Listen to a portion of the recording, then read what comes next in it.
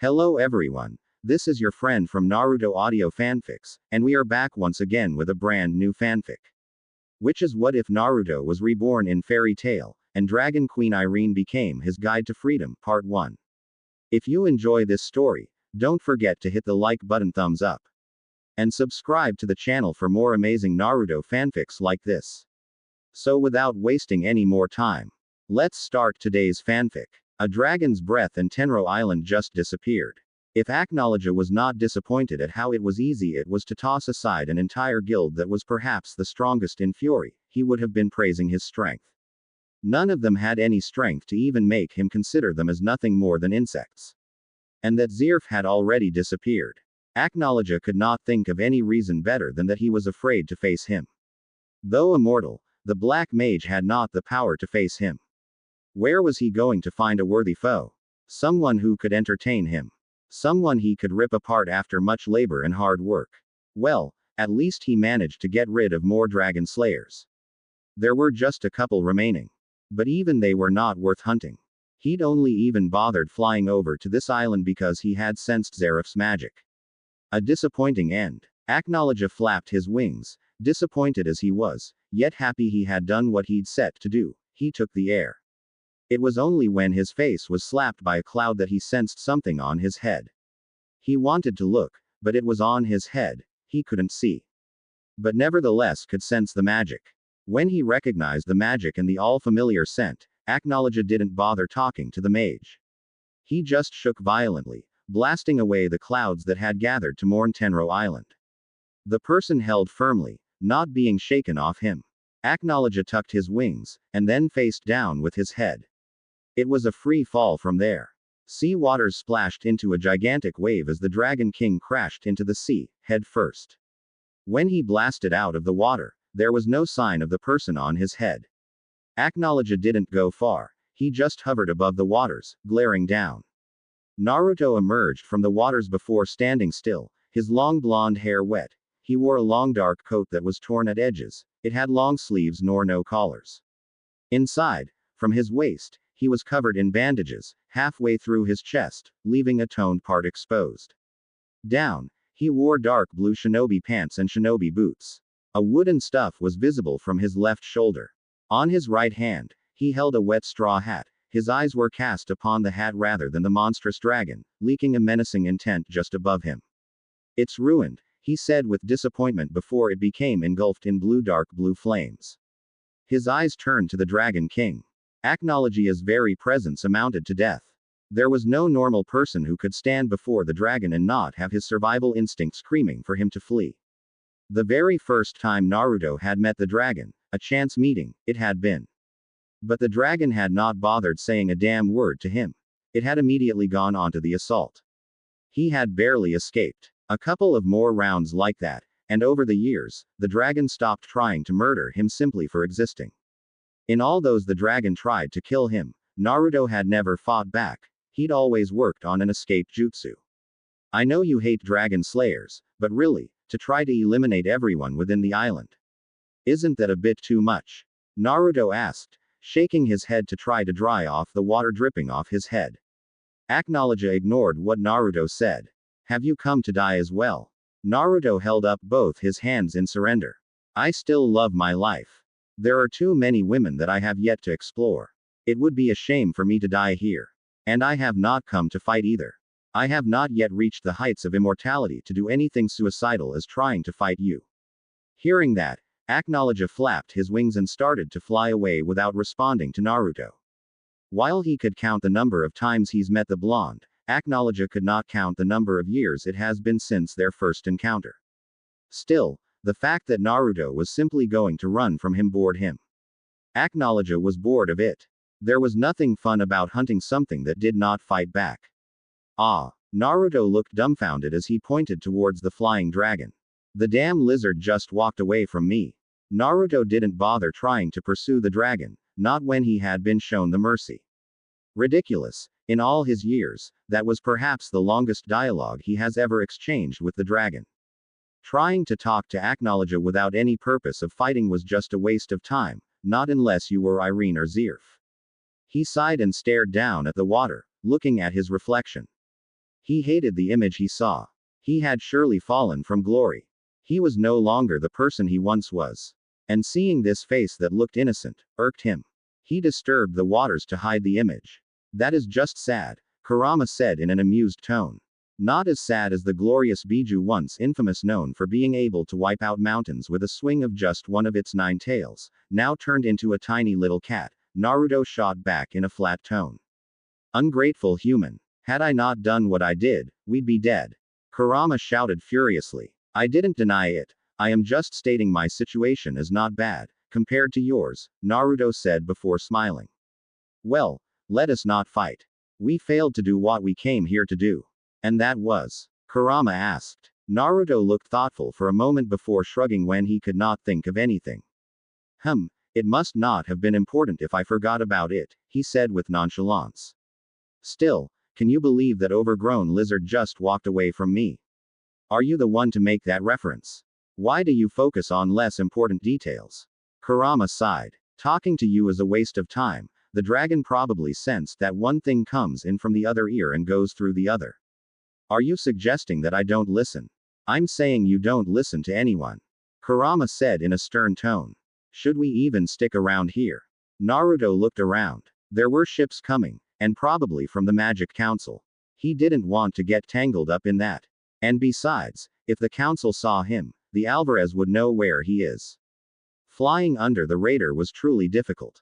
Still, he has managed to keep it over the past months. He held out his hands and released a long breath. This was a little underwhelming though, he said as he started walking away. I thought if we could come here maybe things would become interesting. Should we return to hell? Sticking around here is just going to attract the Magic Council's attention anyway, Kurama said. Let me out. The 9-tailed demon materialized on Naruto's right shoulder. Its form small, it was nothing more than a tiny tanuki. Kurama looked ahead. It was nothing more than just water. You can see that you are just leading us farther into the sea, right? Naruto blinked before stopping. I knew that, he said. I just don't want to take into the air, as those people might see me. Yeah, right, Kurama said sarcastically. Your lack of focus on other things will make you walk into a pit of flames one day. Not possible. Besides, I am the most focused person, he said before he started flying. While flying, he saw a boat with 2 people and then flew down. You're not just going down because it is women, are you?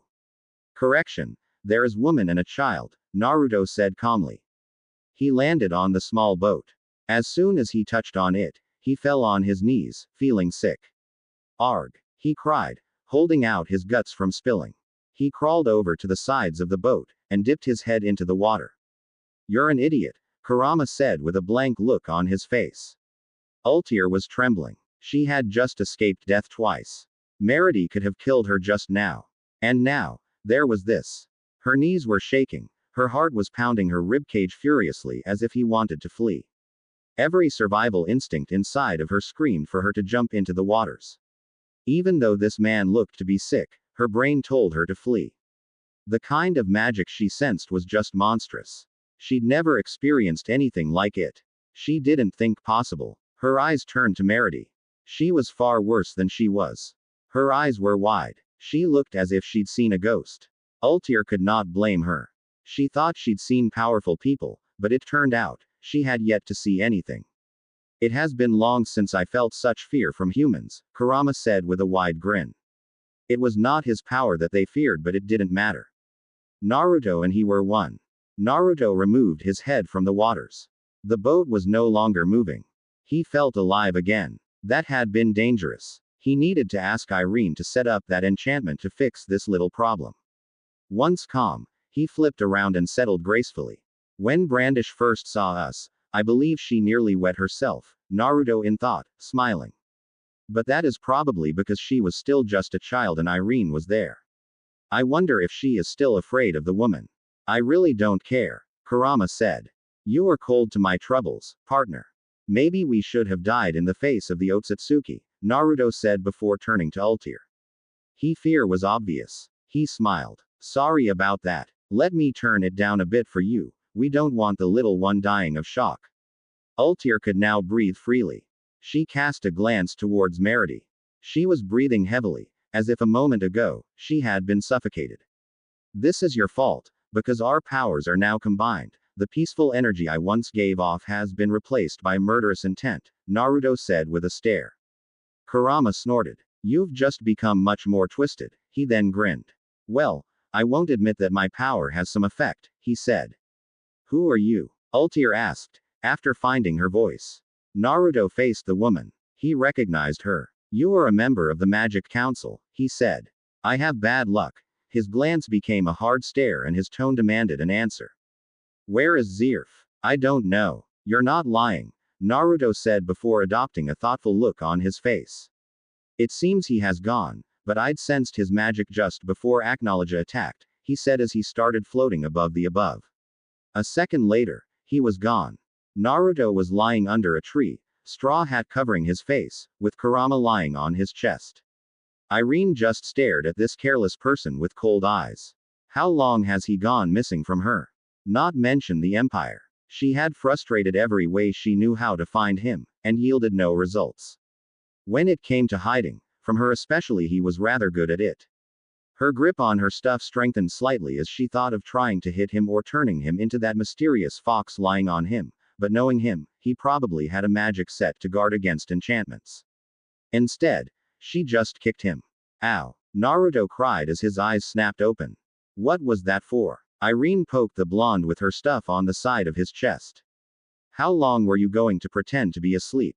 Naruto closed both his eyes and then opened just one eye, and glanced at Irene for a second before smiling.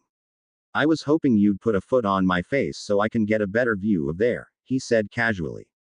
Are you not going to amuse me? I do not serve to amuse you, Irene responded by hitting him on his left knee with her stuff.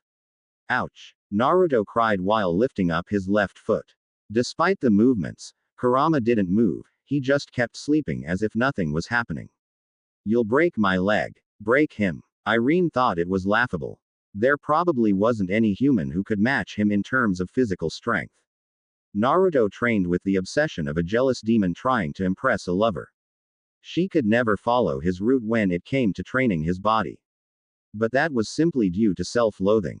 He didn't want to use his magic or at least its most potent spells. When was the last time she even saw him using his true magic? All that power wasted. And he has shown much promise. Even Zirf had been impressed when he first saw him. But now, he was just an average mage with a hidden potential. Some children simply could not grow out of their naivety. But he was not a child, was he? Where have you been? Naruto massaged his knee in silence before placing both hands below his head. He then closed his eyes and responded. There and there, he said with indifference. You have been looking for me. Did she care that much that she would be worried for his safety? Naruto didn't think so. Maybe she cared for him a little, but not enough to do certain things when it came to the Empire. But she also would not care enough to even look for him if it was on the command of August. Hell, if the others branded him a traitor, she wouldn't even blink and would make no attempt to hunt him down. Their relationship was like that. It had never been one based in emotions, although, over the last years, there has been flashes of it. But it was never allowed to blossom, lest it became an inconvenience. Despite all that, she would kill him if she has the chance. Not going after him would simply be because she has other better things to do than waste time chasing someone who'll eventually come to her. I'm not bothered by your disappearing acts since this isn't the first time nor the longest time you disappeared from me, Irene said. But this isn't like those years back then when the Empire did not know you. I'm rather displeased that you also went your way to avoid me, she said in a cold tone. Naruto opened his right eye to look at Irene. Her cold eyes were staring at him with intensity that would make a small person wet with sweat. Despite that look, she was still a beautiful woman. Age aside, and the fact that she was a dragon, she was truly a beautiful woman. If his old self ever saw that he held a partnership with a sadistic woman who murdered people without blinking, he'd be shocked heartless and Kurama would probably laugh. But that was just a mere past that held no bearing into his current life. Here, he was simply Naruto, and nothing more. He did as he pleased and whenever he pleased. If he felt like channeling a Shikamaru, he could do it and then sleep all day. It was his freedom. There were no dreams to become something, to prove to people that he was good and could become the greatest. He'd achieved his dreams and was satisfied with them. Of course, you'd be displeased, he said. But I thought we spoke about this. Besides, this is not the first time I disappear. What you pulled years ago hasn't been forgotten, Irene reminded him. If you start disappearing like this, Indal becomes anxious and plots something dangerous. And if they all come after you, you probably won't survive since you refuse to use your magic. I wouldn't stay in a place where they could fight me. And I do use my magic, just not in its fullness, Naruto said. That incident was years ago, and I was only fulfilling Zeref's wishes, even though he didn't say anything, and it is an example that I am always prepared to use that magic, if the need arises. The blonde paused before changing the subject. Have you come to take me back? I do not care if you return or stay away.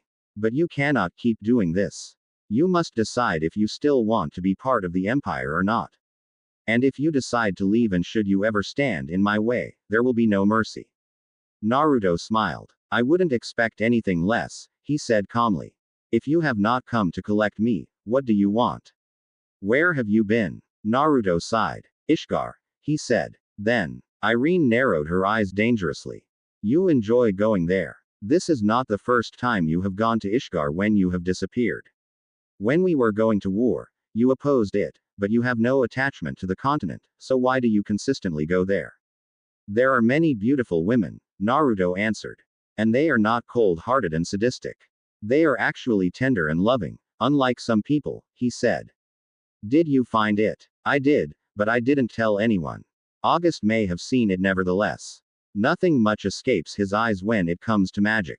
It was rather reckless of you to leave it there for longer periods knowing that if it accumulated too much magic, it would become noticeable. I'd forgotten, and I'm only remembering now because I see that cold-hearted look on your face. It is more the same look you had when you were teaching me magic, Naruto said with a slight shake of his head. When you decide to return, you will explain it to me plainly. Irene said before turning away from him. She stopped and glanced back with sharp eyes. That is clear, yes. Yes, ma'am. Irene disappeared without another word. What do you even see in that woman? Kurama asked after Irene walked away. He had lived with her and he knew just how cold she was. But he had never exchanged too many words with her, not when Naruto was not around. His existence, his being, it was one thing that she has tried to figure out unsuccessfully, and no matter what she tries with Naruto, the blonde has refused to go any farther than telling her his name. She'd stopped trying and now she just ignored him. But still, she was way too unpleasant for Naruto. He didn't have to hate himself if he willingly kept in the company of such people. You wouldn't understand even if I told you, my fury friend, Naruto responded with a tiny smile on his lips. Have you become a masochist? Naruto laughed. Not at all, he said. People can be cold, heartless, commit mass murder, and yet still love someone. The human heart is a very interesting thing. I never did actually think Irene could care for someone. In the first day our paths crossed, she didn't try to lead me with false pretense, she showed me just how cruel she was. I mean, she loudly contemplated ways of making me suffer for kicking one of her children. Of course, she is also a liar. She isn't every honest, he said. You have come quite cruel yourself. At some point, I didn't think that it would be possible. Naruto shrugged. A person can become anything and anyone. The most humble person can become a ruthless killer with pain and the thought of vengeance. I've thought of it, it is usually the fear that stops people from doing many things. But when you lose that sense of fear, you can do anything. I guess I have lost that fear as well, and that is why I do anything. And you'll never regain, not unless a miracle occurs. Maybe I'll fall in love, Naruto responded with a smile. Kurama snorted. You shouldn't even think of leaving the shields, you are quite like them, but a little more conservative, like August, he said. Well, not that I care either way, as long as you are alive, I am alive. So much for having a partner who cares, Naruto said before falling silent. The shields. Their last war had stopped, and it was him and the council. They were going to try again. And Naruto didn't know if he cared enough to even try to stop them. Either way, sticking around with them no longer served any purpose. He'd stuck around, done some good and horrible things. The magic that he had learned from Irene and caused much terror than even the most cruel would applaud. It had been a rather unpleasant start to his life here, but he had ended it when he'd come to his senses. It didn't help that the shields were brutal human monsters who wanted to crush anything that stood in the way. The decision before us is not a small one, Naruto said in a tired tone. I have been thinking about it long and there probably is no other way to do things. Maybe I've become even twisted. This other day, I thought Zerf was actually a very nice person, he said with a slight shake of his head. He can be a nice person, Kurama stressed. But he can turn into something else entirely devilish, Naruto said. Departing no doubt is the right option here. Are you sure about that? Naruto understood what Kurama was asking. They would hunt him down. They would not want to leave him be. But Zerf would probably not care. He'd never been loyal to anyone but himself either way. But Naruto was ready to leave, though not ready to fight the shields of the Emperor. He could afford to live his life freely, seeing women, exploring new magic and strengthening himself to be able to face the dangers of this world. Though not ready to fight the Spriggan, Naruto didn't fear them. What did he fear anyway? He'd stopped fearing Acknowledge long ago. He didn't fear his own death. Leaving is also saving the little humanity I have left. I don't want to lose that. Naruto said in a firm tone. I like myself dearly, he said. But we must be prepared or anything. If I still had my power, there would be no need to worry, Kurama said confidently. If this had been a disappointing turn of events. Surviving the turn of events in the shinobi world had come at a cost, a great cost for that matter. But who could have thought that after the power he gained along with Sasuke, there would be someone else who could come with greater power? We will restore you, Naruto said firmly. But it will require time. I thought if I stuck around these people for long enough, I would be able to gather enough magic while saving my life. But then, I could not simply abandon Irene after everything she did for us. Those shields, despite their power, they were literally just children before him. Of course, he could not count August and Irene. The Dragon Queen was a Ba-chan. She was old. Naruto had lived his fair share number of years that would make even a pure Uzumaki envious, but it was nothing compared to the number of years Irene has lived. You're being too nice, Kurama warned. I thought you'd lost all that naivety in you. You actually thought that you could change her at first. It must be the reason why you still cannot leave her despite knowing just how much of a cruel person she is, the Biju said, staring at Naruto. Naruto frowned. He was being lectured. He smacked the fox on his head and then grinned. You're too small to lecture me, he said. Kurama glared at the blonde murderously. He felt frustrated right now. He still had the strength to toss the blonde to the side despite his small form. But Naruto was likely to avoid him or just laugh it off. That green Jonin from Konoha would be proud with just how much Naruto trained his muscles to be fit. Trying to get him on physical attacks was at times a waste of time. Kurama sighed and thought against attack the blonde. There, good pet, Naruto said patting the Kyuubi on its head. Kurama tossed the hand away and jumped on Naruto's face. His paws grabbed the blonde's ears, and he glared. Naruto grabbed him by his tails but did not pull, knowing that he would only be in pain if he did. Kurama smiled dangerously. I may not have much, but how hurt would you be if I hit you with a Bijudama from his distance? Naruto still grinned. Don't you mean mini Bijudama? He said with a laugh. I won't let you go. If you blast me away, I take both your ears with me. You'll regrow them, but you'll still suffer the pain. Either way, there is pain in the end, right? Kurama said. You cold-hearted Biju, I'm not letting you out again. You will, Kurama said with confidence. I'm certain that you won't just allow me to hit you, and if I release a jutsu, I will lose my energy and will be forced to return. I want to stay out a bit, for you to avoid pain. Why don't you apologize for mocking me? Sorry, Kyuubi-sama. I didn't mean to. Naruto trailed off when he sensed a spike of energy. Wow. Come on Kurama, you don't ha. Naruto shouted, in panic mode while trying to pull the Biju away from him. Boom. Kurama shot a powerful beam of crimson energy from his mouth, hitting the blonde straight on his face. When everything settled, Naruto's head was badly burnt, but his eyes were wide open. Although it was a little unrecognizable, he had a deep frown on his lips. Green energy covered his face before healing him completely. He stood there for a moment before sighing as he got up. I'm going to allow Irene to do an enchantment on you to turn you into a dog, he threatened. But for now, we must leave here since you exposed us by releasing magic. Kurama shrugged. Honestly, that felt good. Naruto had made fun of him for too long. He didn't care if someone found them. That woman sounded serious. You don't want to be gone for too long from her, he said. I never said when I would return. Irene does not control me in any way. Since when? You used to follow her like a dog at one stage. Naruto looked below his hat, scanning the palace of the emperor. How many years since he last stepped into this treacherous place that housed inhuman people who followed the most dangerous mage to have ever lived in Earthland? Naruto shook his head. Indifferent to death as he was when in the mood, Zirf did not merit the same kind of evil the Magic Council bestowed on his name. Still, his followers had no love. Naruto had seen it all. He'd been part of it. He'd been part of them. Although not truly a shield in the sense, he'd been part of them. He'd stood before the emperor and shared some moments. But it was going to come to an end. Probably. No matter what Zirf could do in the future, he was never going to hate the mage. But it didn't mean he couldn't try to kill him. Shaking his head, Naruto placed both his hands inside his pockets, and slowly walked through the streets. It was very lively, as it has always been. The history of the emperor here was different from Ishgar. Some of these people didn't even know Ishgar called their emperor Zirf. But that had been his home. He just left it to form this great empire.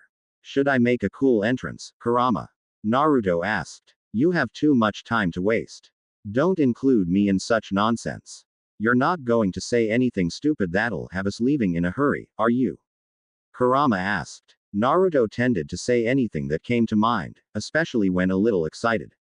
I'm not that stupid. Sometimes I wonder. You have grown, but sometimes you act like that stupid brat who was dense and blind as a blind man.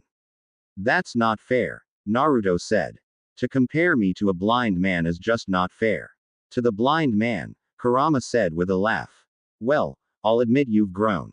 But I won't bail you out if you get excited and say something that will have them turn on you. And I would rather we not run. It hurt his pride too much to tuck his tails and then run.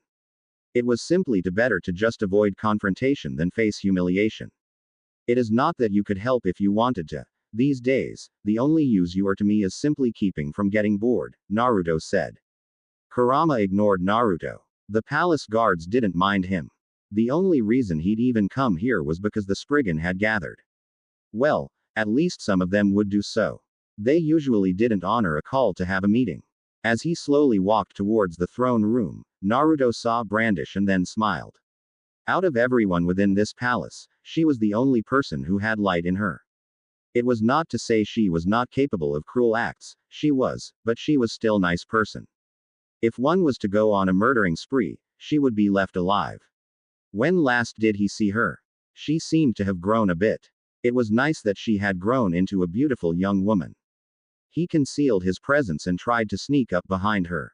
Being a shinobi helped in this manner. Sneaking up on people was much easier.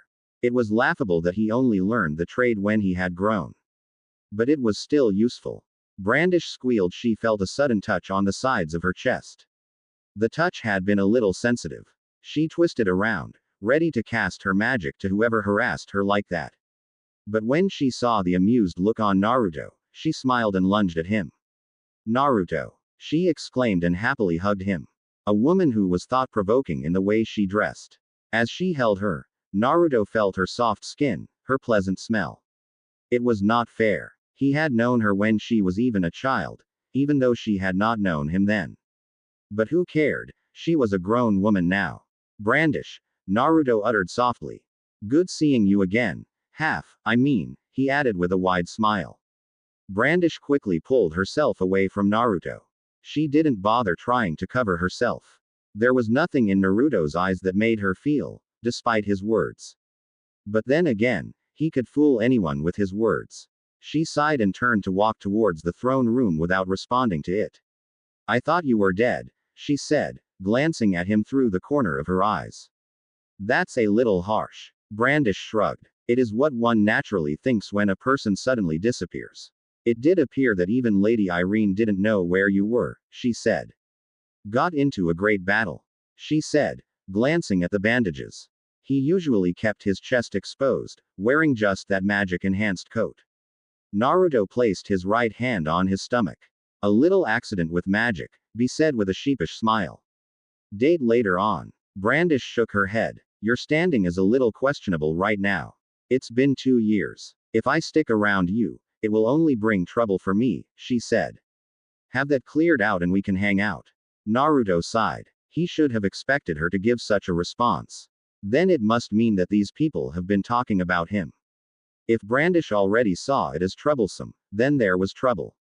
Then again, his record hasn't been that great recently. He allowed Brandish to step into the throne room as he stayed outside. There is a presence in there I am not familiar with, he said to Kurama. How should we go in there? How about walking through the doors? Kurama responded with a blank look. No. There is no drama in that. I want something curious. What if I transform into Zerf and then have them all kneel before me? He asked with a smile, just happy about the image he saw. If you want to die, go ahead. August would be the one to actually try to shoot me for disrespecting the Emperor, Naruto said with a shake of his head. His zeal for his master is that of a fanatical demon. The demons of Tartaros do their all to awaken end, but it is their passion that one can compare with the passion the Wizard King shows to his father. It is good you didn't get sucked into it, Kurama said. Naruto nodded. The large double doors stood before him and not knowing how to make a grand entrance, he just kicked them open, forcing all eyes to turn on him. August, Irene, Demaria, Brandish and the person he recognized as a former wizard saint were the ones present in the throne room. I have returned, my friends. He announced. We appreciate you returning, Inval suddenly said, appearing behind him. The Winter General stopped on his right side and pushed up his glass before speaking. You have a lot of questions to answer, he then snapped his fingers. Naruto looked down, to see his hands locked by an ice chain. He smiled. Isn't this a little bit of an overreaction? He could see why Brandish had gone as far as to reject a chance to dine with him, she'd never done that before. Then again, she was a sad child then. He'd been nice and cared for her, as August has. An overreaction would have been having you chained the moment you arrived and then controlling your mind to see if you are still loyal and make you answer some questions, Inval said as he walked towards the others who were standing in a circle. Demaria looked at him with a small smile. It looked like a sinister smile. She was most definitely happy to see him in such a state. Their first meeting hadn't been like this. He'd liked what he saw. But things changed. He hated her rotten personality and she hated his mere presence and loved to see him suffer. Perhaps disliking her was also due to her personality. Naruto shook his head. Irene was cold, but he didn't have a problem with her. From his look, Naruto couldn't tell what August was thinking and he didn't try to think about it. Irene looked at him with cold eyes. Perhaps she was displeased that he had chosen come here before going to see her. And the new member, well, he just seemed excited for some reason. The atmosphere hasn't changed, except for the children growing. Naruto followed Inval and decided to sit down next to Irene. Sitting is okay. No, General. As long as you answer questions. Naruto settled down gracefully and turned to face God Serena. It was not hard to recognize the man who was once hailed as the strongest in Ishgar. But now he was here. He was not the strongest. He was nothing here, just a shield. What would possess a man to leave the glory of being the top dog in an whole continent to become a mere tool here? He shook his head. Perhaps he was never a good person to begin with. The Magic Council wasn't even ruled by good people. It was all just people who did what they thought, making rules as they go. Sometimes they just made shit up. It was that line that whatever the council painted as black was black. For God Serena to leave the council absolutely made no difference. On the balance of power, Ishgar had lost an asset. It was said that the gap between Serena and the others' gods was frighteningly big. But if he went to the other side, it would even things. No. Dragon Slayer. No, you are not a dragon, Naruto said. Evening God Serena. You should have stayed in Ishgar. With Acknowledge hunting down all those who smell like a dragon, you will surely die if you come across him. God Serena merely grinned. He was not scared of Acknowledge. The dragon was a king and he was a god. Kings bowed before gods. Demaria snorted. Says the coward who tugs in a tail between his legs and runs off whenever he sees Acknowledge. Naruto tossed his eyes towards Demaria. That look on her face. She was looking down on him. He wanted nothing more than to lunge and lie on top of her. Perhaps she would respect him a bit. You should applaud that fact that I have stood before Acknowledge and lived to tell the story, Naruto said. What would you do if you faced him? None of you here have the power to defeat the dragon. He stopped short of telling Demaria that not even Zerf had the power. August would quickly turn on him if he said something so disrespectful. I am confident in my chances, Demaria said in a sharp tone. But what is proven is that you can run fast. I don't know what His Majesty saw in someone as pathetic as you. Despite not being one of us, he permitted you to be here. Sometimes I think you and I shared a bed and I failed to satisfy you, which is why you look at me with such disdain, Naruto said with a slight shake of his head.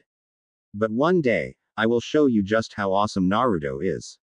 We can go now. Well, I'm a little tied up, Naruto said holding up both his hands. But if you want to get nasty now, I don't mind, we could. Enough. August cut in. Invil, ask him your questions so we can get to it. Where have you been? And why have you been ignoring calls to return to the palace? I know your received messages, I just could never track down your location, Invil demanded, in a stern tone. There and there, Naruto said with a careless shrug of his shoulders. I'm not the only one who ignores calls, so, there is no need to be questioned. We do not question the others' loyalties. But ever since we halted our plans to invade Ishgar, you have been out of control, Invil said. Out of control. Perhaps he just showed them a little side of himself that he didn't show them before. But before then, there had never been the talk of invading Ishgar. These people had done their fair share of destruction and he had taken part in some of that chaos, but invading Ishgar had been a step a little too far. There would have been too much pain and suffering. War was never a pleasant thing. He had seen it. And these people had no problem in killing others. It would not have been right with him if he allowed it to happen. Are you not going to answer questions? Invil demanded. I can do this the hard way. The reason I refuse to do so is that you have been someone I worked along with in understanding, and I would not be honest to say you have not been helpful in some troubling situations. But I won't hesitate to use force. Naruto turned to Irene, just to see if she would intervene, but the woman just gave him a cold stare, as if daring him to drag her into his mess. He shook his head. What a cold woman, he thought. You've always looked at me with an eye of suspicion, thinking I became a spy for the council. I guess that is never going to clear up anytime soon, the blonde sighed. At this moment, I am with you, I have not betrayed you people. What I do in my free time is not up for discussion. If you want to use force, try it. But know that I won't roll aside. Invil frowned. Naruto did have a tough mental defense. There was just so much about the blonde that he still could not understand. He never seemed bothered by anything, and sometimes when he did, it was just an overreacting, just for theatrics. He glanced at August for approval, and the man gave a subtle nod. Still, Invil didn't free Naruto from the locks that chained his hands. Please leave us, Naruto. Naruto tilted his head to the side before simply floating while in the same position.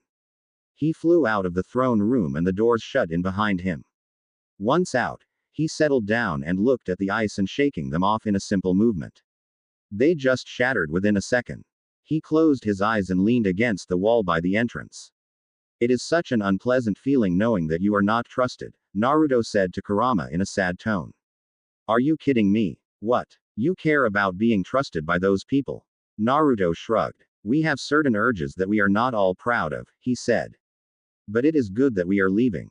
If things got any worse, they would have suspected us of something. It was long coming, Kurama said. What do you think they are talking there? Despite differences, August had never permitted for you to be kicked out of the place as they talk. What were they talking about it? A lot has been happening over the past couple of years. And not too long ago, Acknowledge did make an appearance. They probably didn't know about it since the Magic Council kept such things to themselves. It was ridiculous for the authority in regulating the use of magic. The council had no answer to Acknowledge, but the only people actually thinking of defeating the Dragon King were these unkind people. They had their reasons, but it did not take away the fact that they were making plans to deal with the dragon. Time has passed since Acknowledge made an appearance. They probably know about it. And even if they do not know anything about it, they probably see the changes with the Grand Magic Games and God Serena now joining them. It is safe to say Ishgar is now weakened, Naruto said. Last year's games appeared not to have been that interesting. We will see how this year's games will be. You plan on going? Of course, Naruto said with a smile. It should be fun if we could go and make an appearance, just for the fun of things. You want the Magic Council to turn on you? Naruto shrugged. The council has nothing to do with the games, he said. Either way, if they don't attack, they will wait for Zerf to return and then try again. But perhaps motives will be different this time around. I don't know, Zerf never told me all things about his past. I only know about End. He then paused. Maybe we could go demon hunting. It isn't like I have a choice in that, Kurama said. Naruto sighed. Fine, we can just be lazy like you until something interesting happens, he said. Irene felt some relief with everything proceeding without Naruto being mentioned and her name not being dragged into it. She was the one to come with him, but it was not her idea to place him into the palace. The Emperor was the one who did. She'd been fine with him being just around her as she understood part of his thinking. The others probably saw no concern with him. They didn't know the extent of his magic nor have they even seen it. Irene couldn't remember the last time Naruto used his real magic. Within this room, it was her who knew it.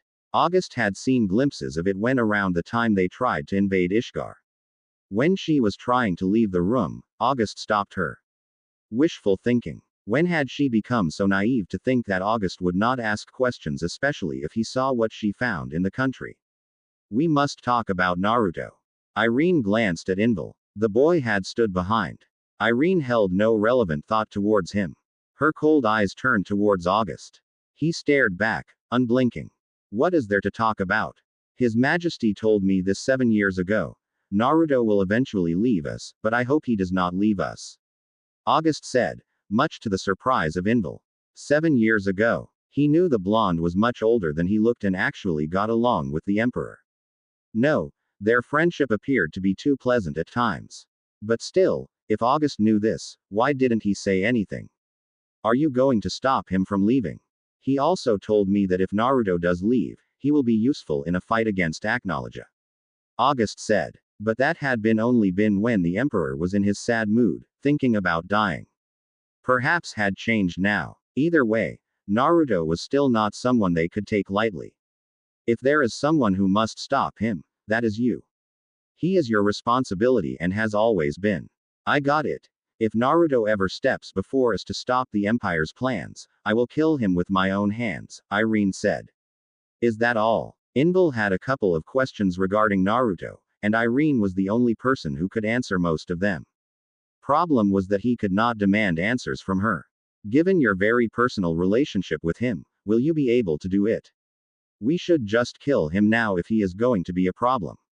While Irene just gave Inval a passing glance, August gave a response to this. Inval, have you seen Naruto's true magic? You know he knows dragon-slaying magic, but have you ever seen him use it before? Inval had never seen it. Not even once. If you asked the blonde if he was a dragon slayer, he would deny it and say he doesn't even know the magic.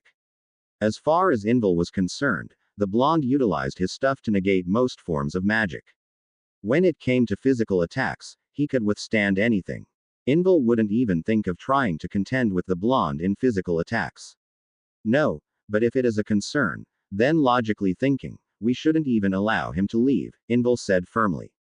You can try to stop him if you want, Irene said with a slight wave of her free hand. If that is all, August-san, I will be departing.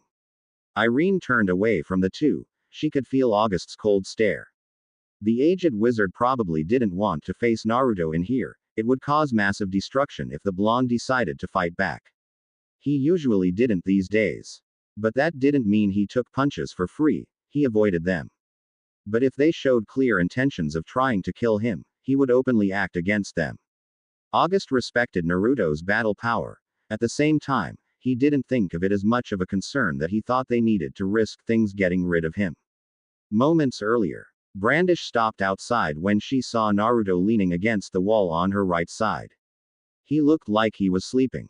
He could be so carefree at times and never really seemed to think deeply about certain things. She walked towards him and stopped inches away from him. She thought of turning his head small, just for the fun of it, but his eyes snapped open. I can sense that mischievous part of you trying to do something funny, the blonde said with a smile, his face moving closer to Brandish's. Brandish stared for a moment, but she was suddenly pulled away by Demaria. Don't stay too close to the likes of him, you'll get affected by his treacherous sickness. Brandish found this at times amusing. These two always bickered. Naruto was not the person who was usually around, but whenever he was, there was always sparks. What happened between you two? Sometimes you sound like a couple who broke up on really bad terms, she said. Me and him. I'd die innocent than be with him. Naruto smiled. Don't listen to her, Brandish. We were actually lovers at one point, though, it only lasted one night.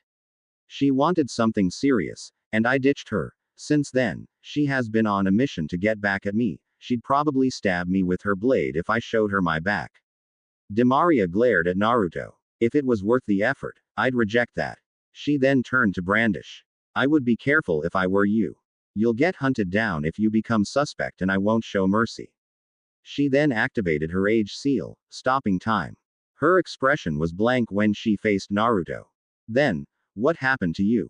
You enjoying showing off your body, what happened? She said, looking at the bandages. You also like showing off your body. Naruto then smiled slyly. Not that I don't like the view. I quite enjoy it, he said. I have no problems in stopping to talk to you.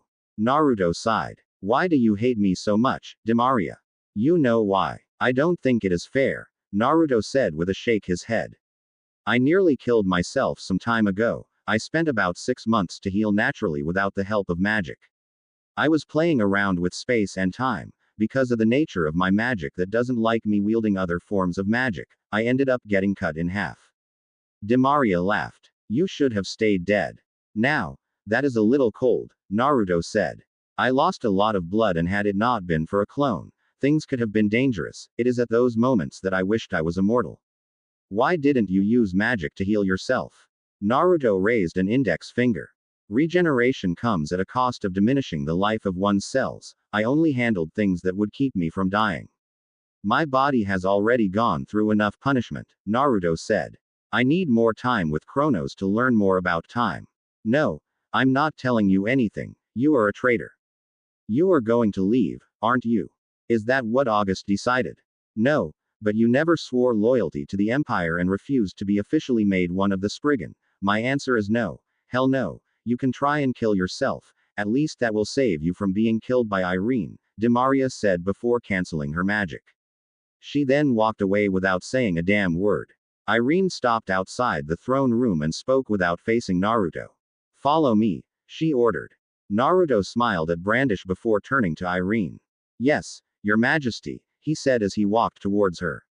Irene took Naruto into a secluded area in a forest. Her grip on her stuff strengthened as she stood just in front of him. There was no emotion in her eyes. Her stuff glowed red before shooting a point-blank beam of energy that hit Naruto on his bandages head-on. The blast sent Naruto crashing into a tree on his back. He didn't move an inch while planted on the trunk of the tree. He just stared without emotion at the incoming Dragon Queen, unbothered by her desire to inflict pain on him. I told you to come and see me, but you did not, Irene said as she stopped just inches away from him. He wasn't harmed by her attack. Not even a little. She placed her claws on his bandaged stomach, and dug. This caused a reaction from Naruto as he yelped painfully. I don't like repeating myself or having to do things the way you do them. Naruto gave Irene a pained smile. That isn't completely true, at least the last part. You always do as you please. When was the last time you even stood before Brandish? She was just a child the last time you appeared. Don't mistake our positions, Irene warned Naruto. I can do what I want, but you cannot. Ah, so August had given her the message. Naruto smiled a bit sadly. It was such a sad end to things. Seeing you before coming here did not serve any priority, and besides, I knew you were going to be violent. Irene was silent for a couple of moments before retreating her hand. I did not teach you magic so that you can become this. You are supposed to be useful to me. When a tool stops being useful, you cast it aside. But I cannot cast you aside. Your knowledge, your magic, it is all dangerous. I did not intend for you to even be a problem to me. Should I not just kill you here or make you suffer until you learn your place? Naruto matched Irene's coldness, only for a second. He removed himself from the tree's trunk and stood face to face with her, just inches away from her. He could feel her cold breath. That stare that threatened to make his eyes explode. Naruto touched the scar on the side of her stomach. His lips touched Irene's, but she did not respond, she just stared at him. Naruto smiled sadly, but he did not remove his hand from her scar. Fate can be such a cruel thing, he said. But let us correct something. I was never your tool, and you know that. I want to think that our relationship meant more than that. You might want to refuse it, but that is okay. You taught me magic because I asked, and paid the price for it. I only stuck around because it was convenient, and our relationship. But apparently, that doesn't seem to mean anything to you. He stepped back and sat down, leaning against the tree's trunk with one knee raised. Naruto hadn't counted the number of years, but it has been about 10 years since he came to know this woman, and 7 since he arrived at the Empire. Their other members were all just children then. Brandish had grown. She had truly grown well. But her fear of Irene had never grown. She was still a bit of a child. And Demaria, how long? Larcade was just another person, he'd spoken to him once or twice. But through all these years, Irene was the only person he constantly spoke with. He hadn't been a stray dog when she taught him some magic. Her first thought at seeing him had been to simply murder him. But he had convinced her otherwise. Irene looked up for a moment before glancing down at Naruto. If you leave and become an enemy of the Alvarez of the Empire, I have been told to kill you, and I will kill you. I'm tempted to do it now. Naruto smiled. Well, that isn't going to happen. I can't allow you. Irene narrowed her eyes. For someone who refuses to use his magic simply because he caused a slaughter while out of control, you are awfully confident. I've always been confident. Besides, it was not completely true that he refused to use his magic. You've become weak mentally and a little naive. If you allow yourself to be tormented by killing a couple of people, you'll die soon. Irene said. Naruto smiled. He had his reason for doing things the way he did them. And no one was going to dictate how he did them. Not even a person like Irene or August. Let us say our goodbyes, Irene. I would rather not stay here before Invil sends someone after me. I don't want to make enemies. That is a naive way of looking at things. Just because you left without fighting anyone doesn't mean you are not an enemy. Invil has already planned for your death because he will now view you as a threat to his master, Irene said. Well, that is a little troubling, but not unexpected, Naruto said with a thoughtful look on his face. What did you find? A magic device with a magical mirror. Although there was a barrier protecting the mirror, I managed to put my hand through it and I found a lacrima hidden within it. You have been gathering energy, but not just any energy, but energy from nature. You aren't the reason some mountains dried up, would you? Who knows? Naruto said with a slight shrug of his shoulders. That isn't a problem. Anyone can gather energy as they see fit. He placed his hand on his chest. A black tattoo appeared. There were just strange marks that stretched through his chest into his throat. Irene's eyes scanned through the rune. Naruto called it a seal. It was some fine work that did not escape her understanding. And she could understand some symbols. He had, after all, showed her a bit of this magic. I won't tell you all the uses of this thing, but one thing I developed it for was for storing those lacrimas with natural energy. This becomes my second source of magic, and for any other spell I know, I can use using this energy. However, at my first attempt, there was a bit of an accident, Naruto said, placing his hand on his stomach. Natural energy is potent and not easy to control. An accident occurred, and it exploded, spilling out my guts. I'm all healed now, but I thought the look was much better than the previous one. You are hiding something from me, Irene said. There is also something that I could have found that you are not telling me. Naruto shrugged. Speculation, my queen, he said with a smile. I saw your daughter, by the way. I was quite surprised to see that she was alive. But when I saw her, there was no mistaking her, and she looked like you. It is a pity that though a kind person, her mother is a cold-hearted woman who cares for little. Well, when you have seen wars and lived for this long, you stopped caring for many things. Irene was silent for a moment. Who told you to look for her? I wasn't looking for her. I was looking for His Majesty, Naruto said. But are you not curious even a little? No, Irene said sharply. I do not care that I have a daughter. If I was curious at all, I would have tried looking for her, she said. Liar. Naruto said but didn't push it. Well, a week after I saw her, Acknowledge appeared and killed everyone because she was in the presence of dragon slayers. It was in that moment that I lost track of the Emperor. Or maybe he just avoided me. She is dead then. I didn't say that, but it appears so. Or maybe not. They disappeared before Acknowledge could hit them. It was an interesting magic, but I can't explain it. Either way, you don't care and I'm heading over to Ishgar. Naruto then stood up. You're rather sentimental, aren't you? You nurture that scar to remind yourself of the past. Did you love your husband that much? Or did you feel that betrayed by him? Don't poke into my personal business. Naruto smiled. At one point, I was your personal business, he said. Ah. Nothing is everlasting in this world. Well, Irene, it has been a pleasure. He paused. Are you not going to give me a goodbye kiss? He smiled weakly. Or maybe not. Just a small bag with a couple of training t-shirts marked with the Uzumaki crest. This was all that Naruto could collect from Irene's place. A place that he had shared with her since coming to the Alvarez Empire. He owned nothing worth any value that he did not have on his person wherever he went. He didn't even own anything aside from the sword Irene helped to create.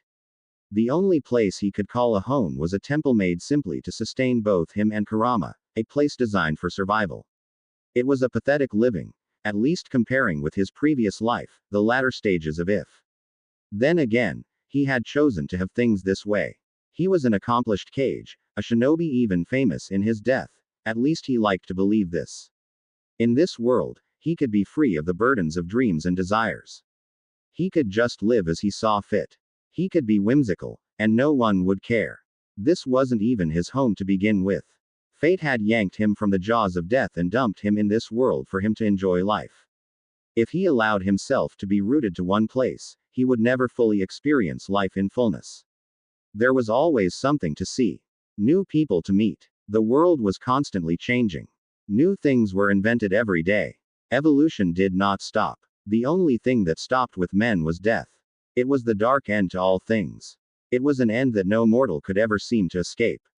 Naruto put his bag on his shoulder and walked out of the room. There were no lingering attachments. He hadn't spent many nights here anyway. He'd always found somewhere to slumber, either under a tree within a mountain or another woman's bed. He found Irene sitting on her throne. A former queen, sitting on a throne. Perhaps she could never leave out the misery and despair that broke her after her transformation started. Her story was a little sad. But Naruto didn't pity her. Of course, he would have liked to have met her when she was still kind. Life experiences ruin people. Perhaps he found more happiness in being around her because at one point in their lives, they had been prisoners in their own homes, resented for something they were not and misunderstood. He could look at her and say, they were alike. Are you finding it that difficult to leave that even after saying your goodbye? Irene asked him. Naruto smiled. Maybe a little. He made a sign with his fingers. But I must admit, casting away everything is a little difficult. Although you have recently been cold to me, we have had such a long journey and that was before you even met Zirf, the blonde said. Irene could not deny that they have been together for many years. But while Naruto had relieved a little of the loneliness that had kept her company for years while she was secluded in an unholy place, despairing over her loss of her humanity, he had still abandoned her. He had abandoned her when his transformation started to take effect. She hadn't told him of the dangers of the magic she taught him. Maybe a little part of him resented her for not telling him. But he could not cry foul over losing his humanity. He was never human to begin with. It has indeed been a long journey, but even when you say that, you have made the decision to part ways knowing full well that we will become enemies, Irene said, staring at him. Well, I'd always known this day would come, at least after you brought me here, Naruto shrugged with nonchalance. Do you hate me for leaving you alone in that situation? Irene shot Naruto an intense stare. I could ask you the same question. Naruto shrugged. I was never human to begin with, at least not completely. You could say I was somewhere in between. I don't even suffer as much effects of dragon-slaying magic as I claim to suffer. It is something you have always hidden, but I know you don't suffer the same consequences. Your stomach is able to hold any magic without suffering the side effects one would normally suffer, Irene said. I always assumed that it has something to do with that fox, but I didn't question it because it didn't help me. And even if she had asked, he wouldn't have told her. When you are a shinobi, you don't broadcast your abilities for all to see. Keeping your skills hidden is a way to give yourself an advantage in battle. When your opponent knows how you fight and your abilities, they plan for a way to counter you, Naruto said before falling silent. I will miss you. Maybe I will come to visit you sometimes, if things don't become dangerous. It will be fine even if you don't come, I don't need you. Never did. Naruto snorted. When you were miserable hiding from humans, you didn't need me, he said sarcastically. But that could be why you wanted to kill me the first time we met. Either way, nothing else matters anyway. My decision is made, and there is no going back, but before I leave, I must tell you something. What? You know I tell a lot of lies about a couple of things, right? A couple. Irene laughed. That was an understatement. Naruto almost lied about most things about himself.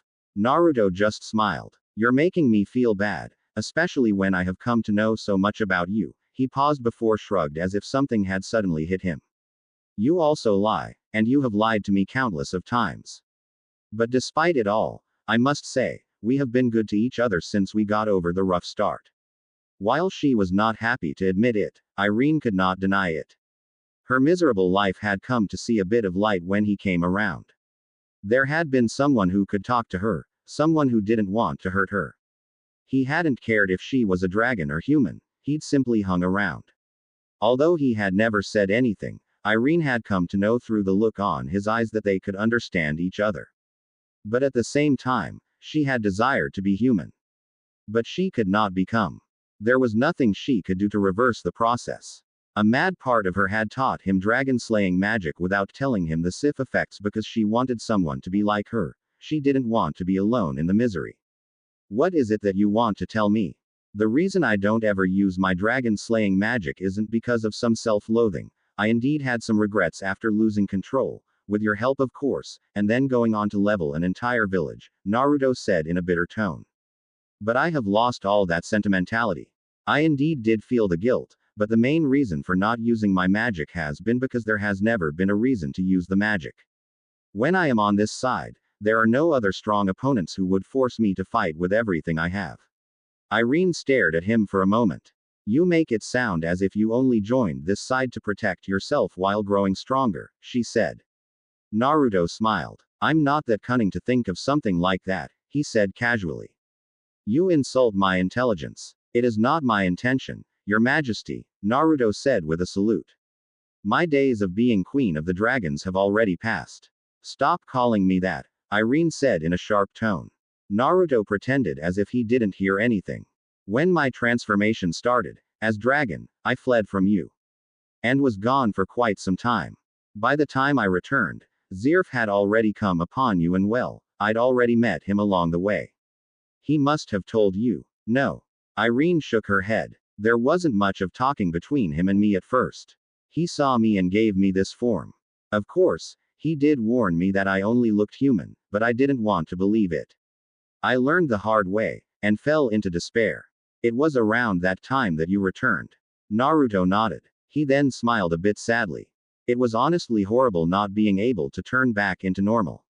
But I did not flee because I was afraid of losing my humanity. I stopped being human long time ago, but you already knew that, didn't you? Irene nodded. Although there is some dilution, you have the same energy as that fox. It is most likely that you are connected to it. You do have the same smell after all. I didn't press on it because I have been around you long enough to know that if I forced you to tell, you would end up just lying to me. Besides, it was of no benefit to me. Naruto held out his right hand. Crimson flames started licking his arm. After a couple of seconds, the flames flamed out. Naruto's hand had changed. It was raw energy with claws. Irene stared at it with a wide smile. It was by no means a happy smile but a sick twisted grin. She then burst out into laughter. A dragon, a fox, and Etherean, she said in the cold laughter that echoed through the hall. Fate is truly cruel. You're far from human. Naruto shook his head. Not at all. I'm closer. There are some qualities of human that I still maintain. But I don't want to get on with that. I just wanted to let you know of this little secret that I didn't want you to see back then, he said. But I do hope that a day doesn't come where we have to fight, Irene, or the day you have to fight your daughter, because then, you will realize certain things. Those feelings that made you abandon her instead of killing her will come back. The feelings that made us work will eventually surface no matter how hard you want to deny it. But knowing how things work, a day will probably come where that might just happen and you will have a choice on who lives or dies. Irene stared at Naruto. She didn't want to think about the daughter she abandoned. She didn't want to think about his lectures. He sometimes spoke as if he was the older one. Just leave, Naruto. Naruto shook his head. Was she really just going to tell him to leave just because she didn't want to talk personal issues with him?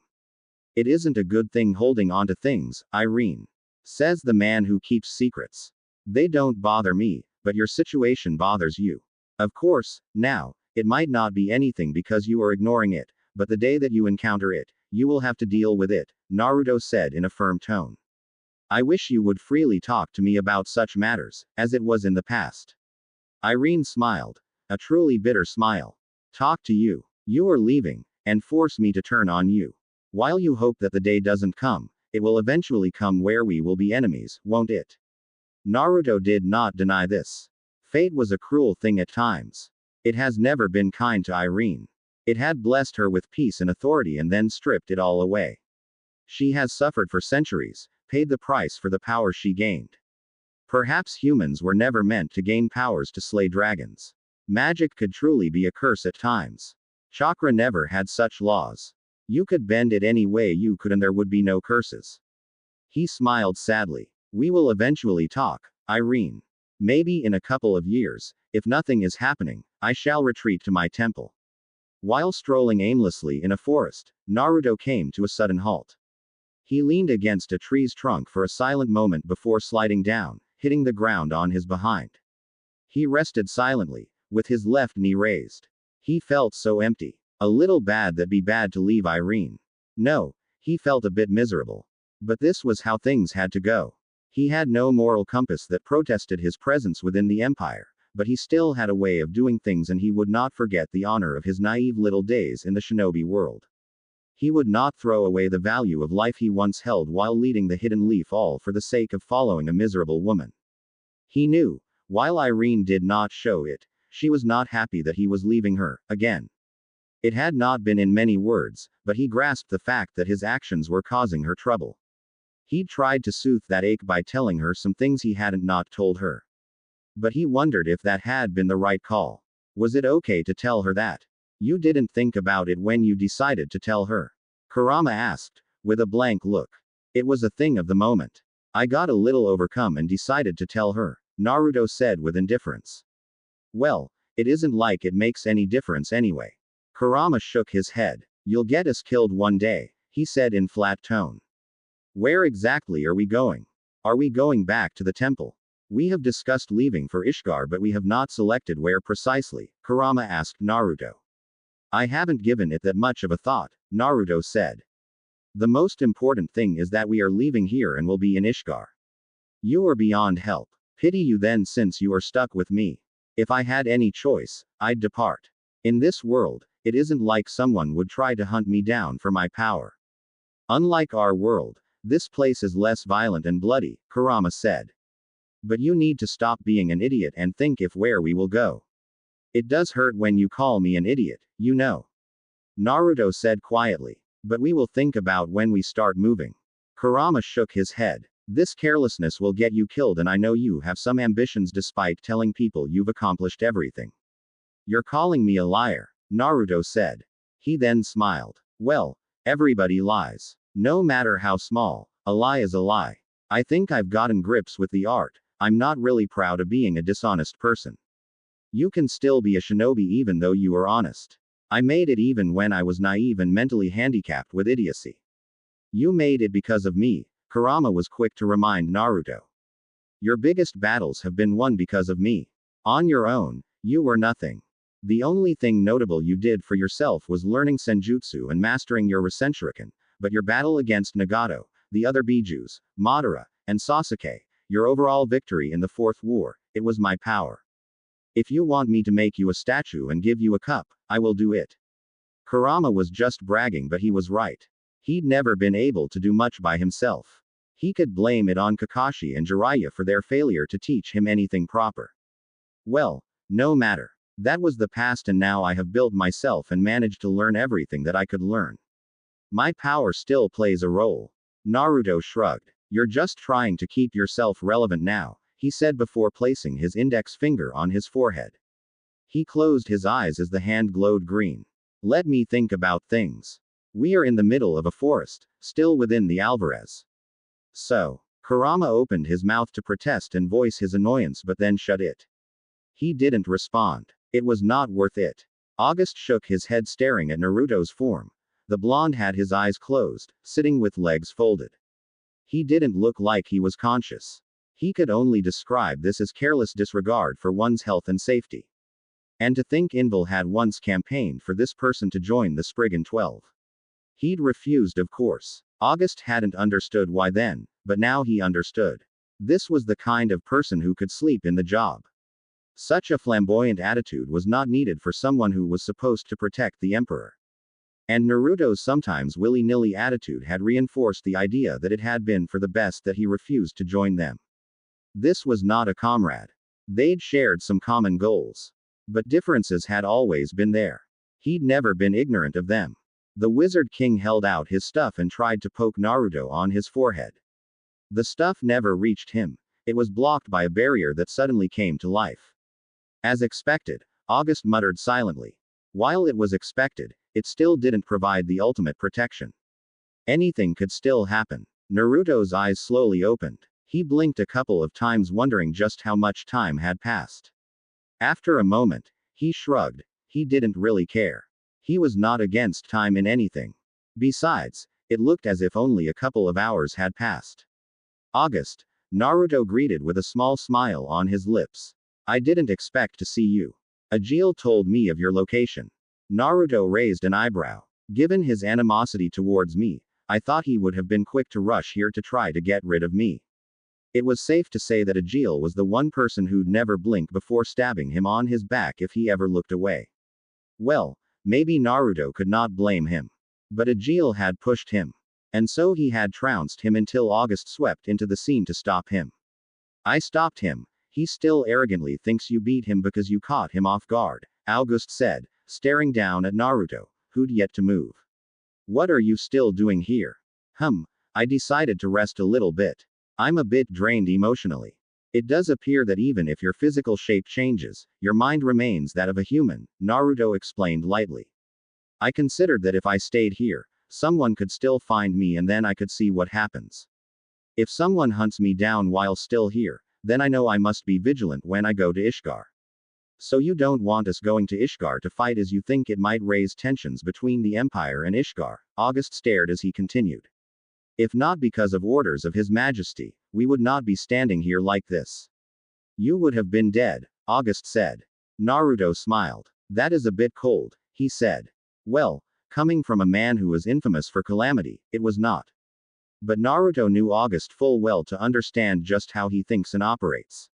You have betrayed us, and in the event that the Alvarez Empire confronts Ishgar, you will pick a side. I assume that is also the reason you have decided to leave, August said. Which is all the more reason I should be killed, Naruto finished for August. Then most certainly, Invil was going to send someone to try to get him killed. Both August and Invil were fiercely loyal to the Emperor. The former had been apparently given an instruction by the Emperor not to attack him. And no matter his thoughts, August would follow the instructions of the Emperor without question. But in the absence of a word, as long as Invil viewed him as a threat, he was going to send people to try to kill him. He was most probably not going to come to face him in person.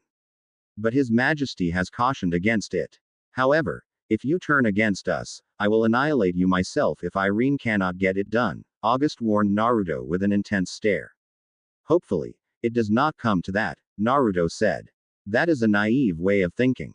It will come to that and His Majesty is aware of it. August's tone was firm. I hope you will stay away from Brandish. She is still young and can be urged to consider things in a different view. It would be a betrayal on her part if she ends up leaving the Empire because of you. I know you care for her, but any attempt to dilute her will be met with force, August said. Naruto raised both his hands. I have no intentions of invoking your anger. I came alone and I shall depart alone, the blonde said. However, I do hope that she still maintains her moral conscience. Some of your friends have loose screws in their heads, she must not become like them. Now, Naruto was confident of his abilities, but he really had no desire to fight August.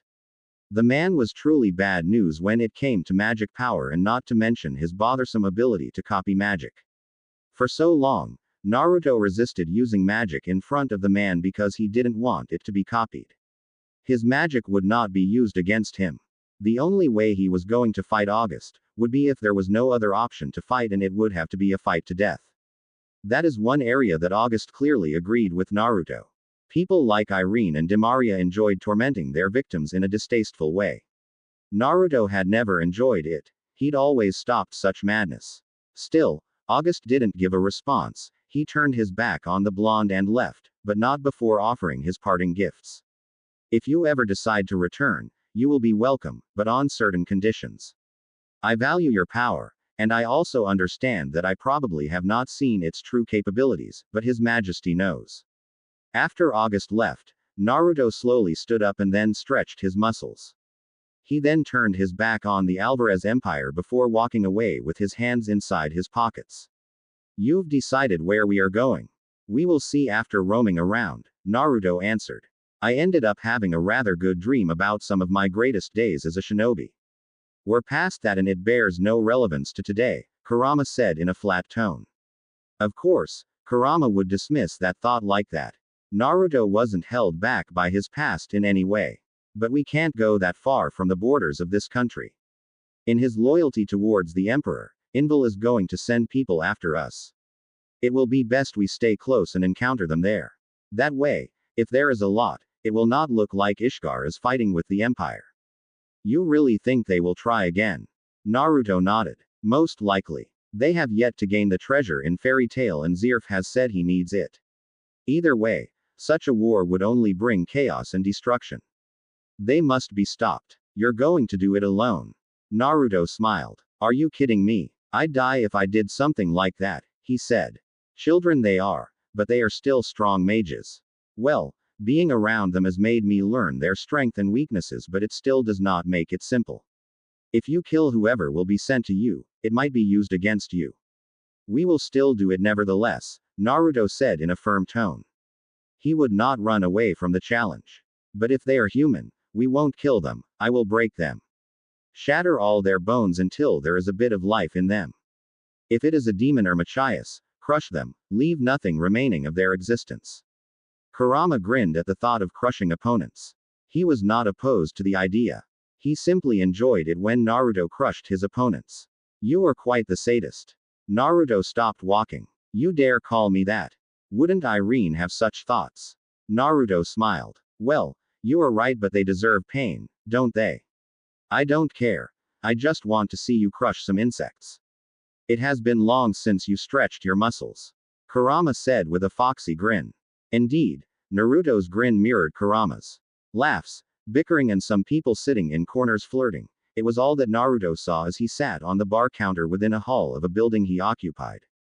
Kurama had his head resting on his paws, while he sat with a barrel of alcohol and some fruits. The alcohol never did anything to him aside from making him go to the toilet to take leaks. Fruits were the only food he enjoyed. He could feel their tastes. But anything else cooked for human standards, Naruto could not stomach that well. How long has it been since he came here? Since he ransacked this building and got rid of those who occupied it to take it for himself. Time was meaningless. But a lot of time had passed since he came here. No one came to visit. He would have even prepared a dish for a meal if even some sick psychos come here. And that was simply because he was growing a little tired of waiting for Invil to make a move. Ah, we never had such free time outside of the temple, Naruto said to Kurama. The Biju didn't open its eyes as it responded. I'm content with this. That is because you have always been alone most of your life. Even when sealed, you spent time sleeping and trying to escape your imprisonment, Naruto snorted. Well, I can't say I am bored. We are still waiting for movement from those people. And you have always had people around you, Kurama said sarcastically.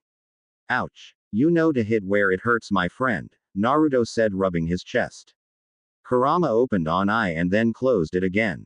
You have a guest. Naruto looked up to the entrance as the double doors opened.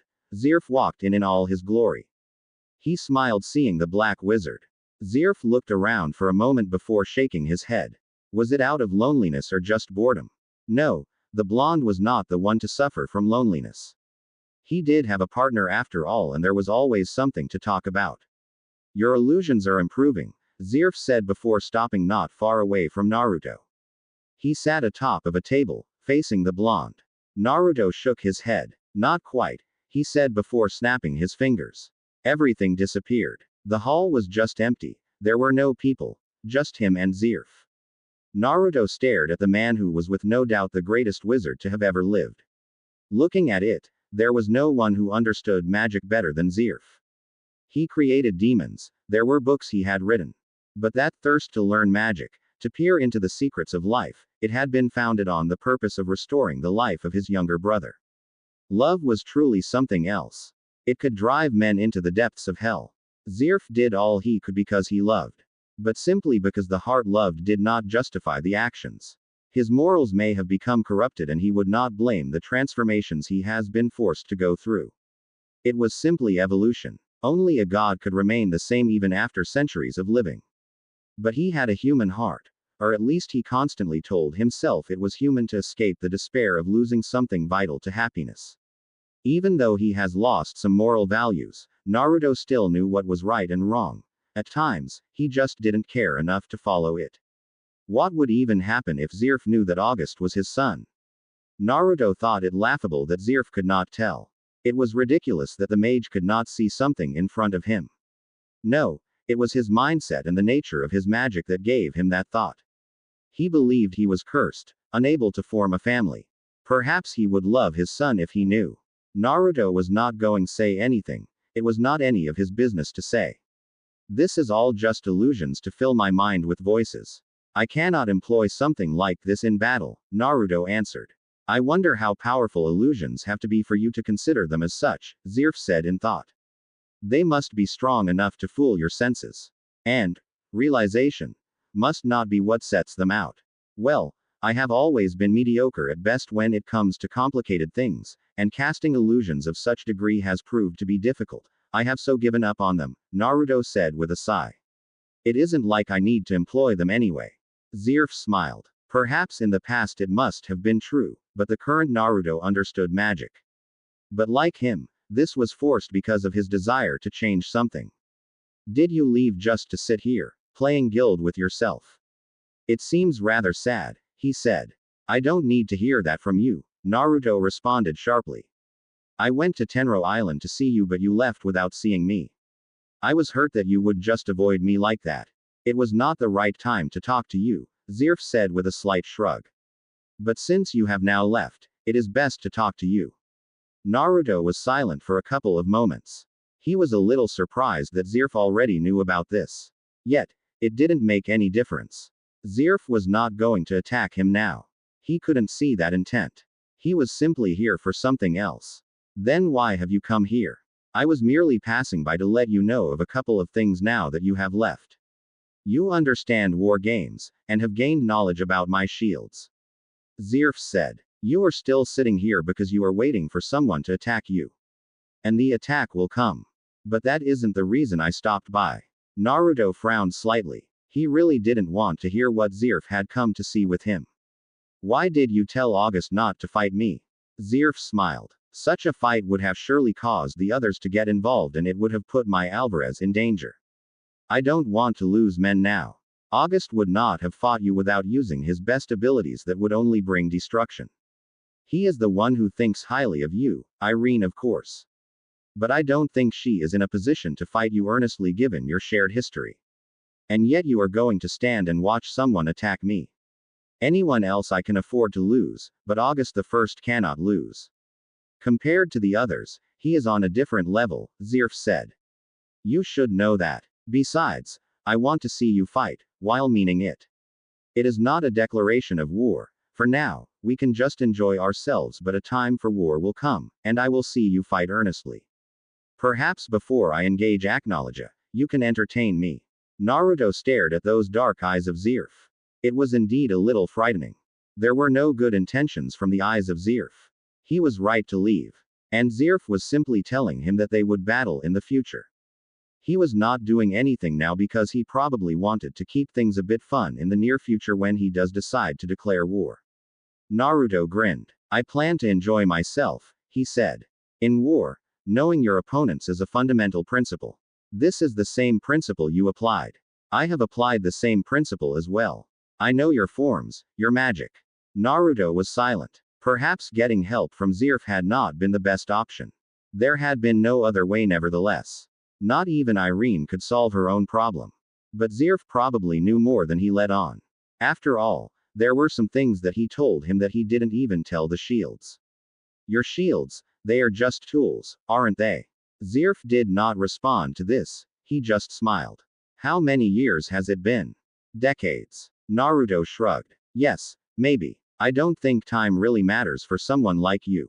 You are immortal. Age does not kill you. Whether you close your eyes for 100 years or minute, it makes no difference.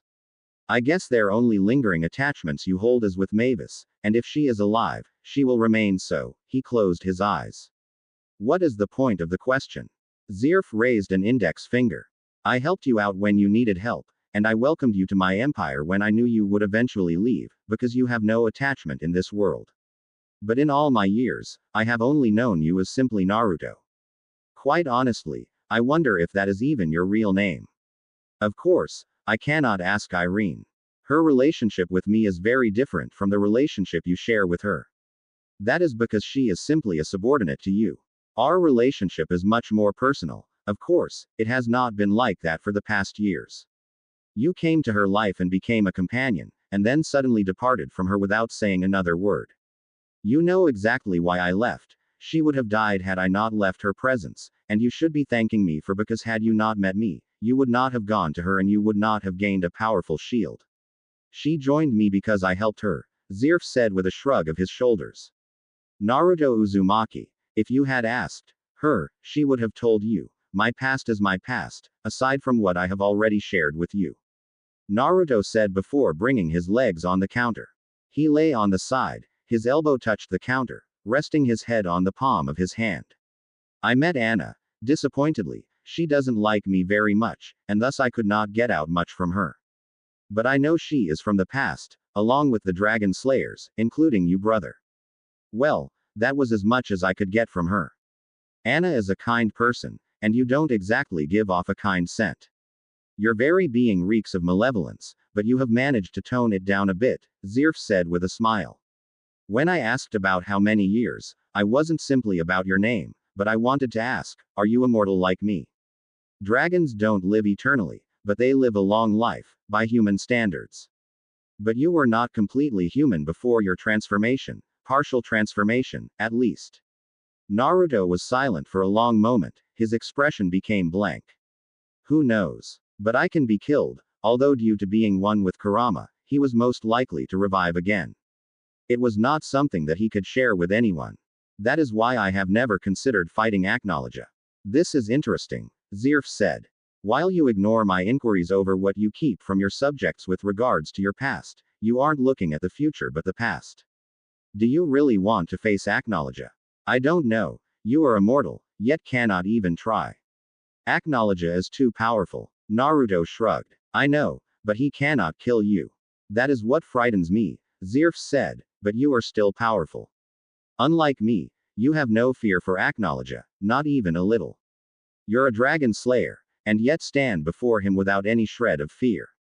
My intention has always been to talk to him, but he doesn't appear to think that highly of me. Then again, it is better that way. If he thought highly of me, he'd never leave me to my devices, but would hunt me down even if I escaped from him, Naruto answered with indifference. I wish we could continue, but I must leave. And in case you were wondering, the fairy tale mages did survive, they are just still trapped somewhere but they will eventually return. Well, you did not come here crying saying no one can now kill you, so, I assumed your brother must still be alive. Zirf just smiled. We will meet again. Soon or maybe not. If we don't meet again to talk, we will meet at war. Naruto closed his eyes and when he opened them, Zirf was gone. Kurama opened a single eye and then spoke. Regardless of how you look at it, that was troubling. Naruto nodded. But it was Zirf and Naruto didn't want a war now. He didn't want to be the one to have started war. History remembered in his happy days as the one who stopped a war, a hero of war. He would not be the one who ignited the flames of war. But still, Zirf was rather cold. He led his empire into darkness and they could not see it. Naruto still would not say it. It was not his business. And if it was war, he would fight it without questions. But the fact that Zirf knew things that he liked to keep secret meant that the future was not going to be as easy as he liked. Well, no matter, he still had his aces. He hoped the trouble would not come before they have found a way to separate Kurama from his being, and then he could restore the Biju. But as things stood, there was no other way he could think about, not unless there was some wish-granting genie. Indeed, Naruto said, but one had to expect as much from Zirf. His knowledge of magic is unrivaled. What now? What now? Naruto couldn't think of anything aside from facing the challenges Invil was going to send to him. It was good since it would not invoke war. He was a little bored anyway. He could use the exercise. Crushing a clone was not fun but an opponent who wanted to kill him was a little exciting. We wait for the enemy to come, Naruto said. Once that is done, we can move out. Maybe we will first go look for a place that has the best ramen and then go back to the temple.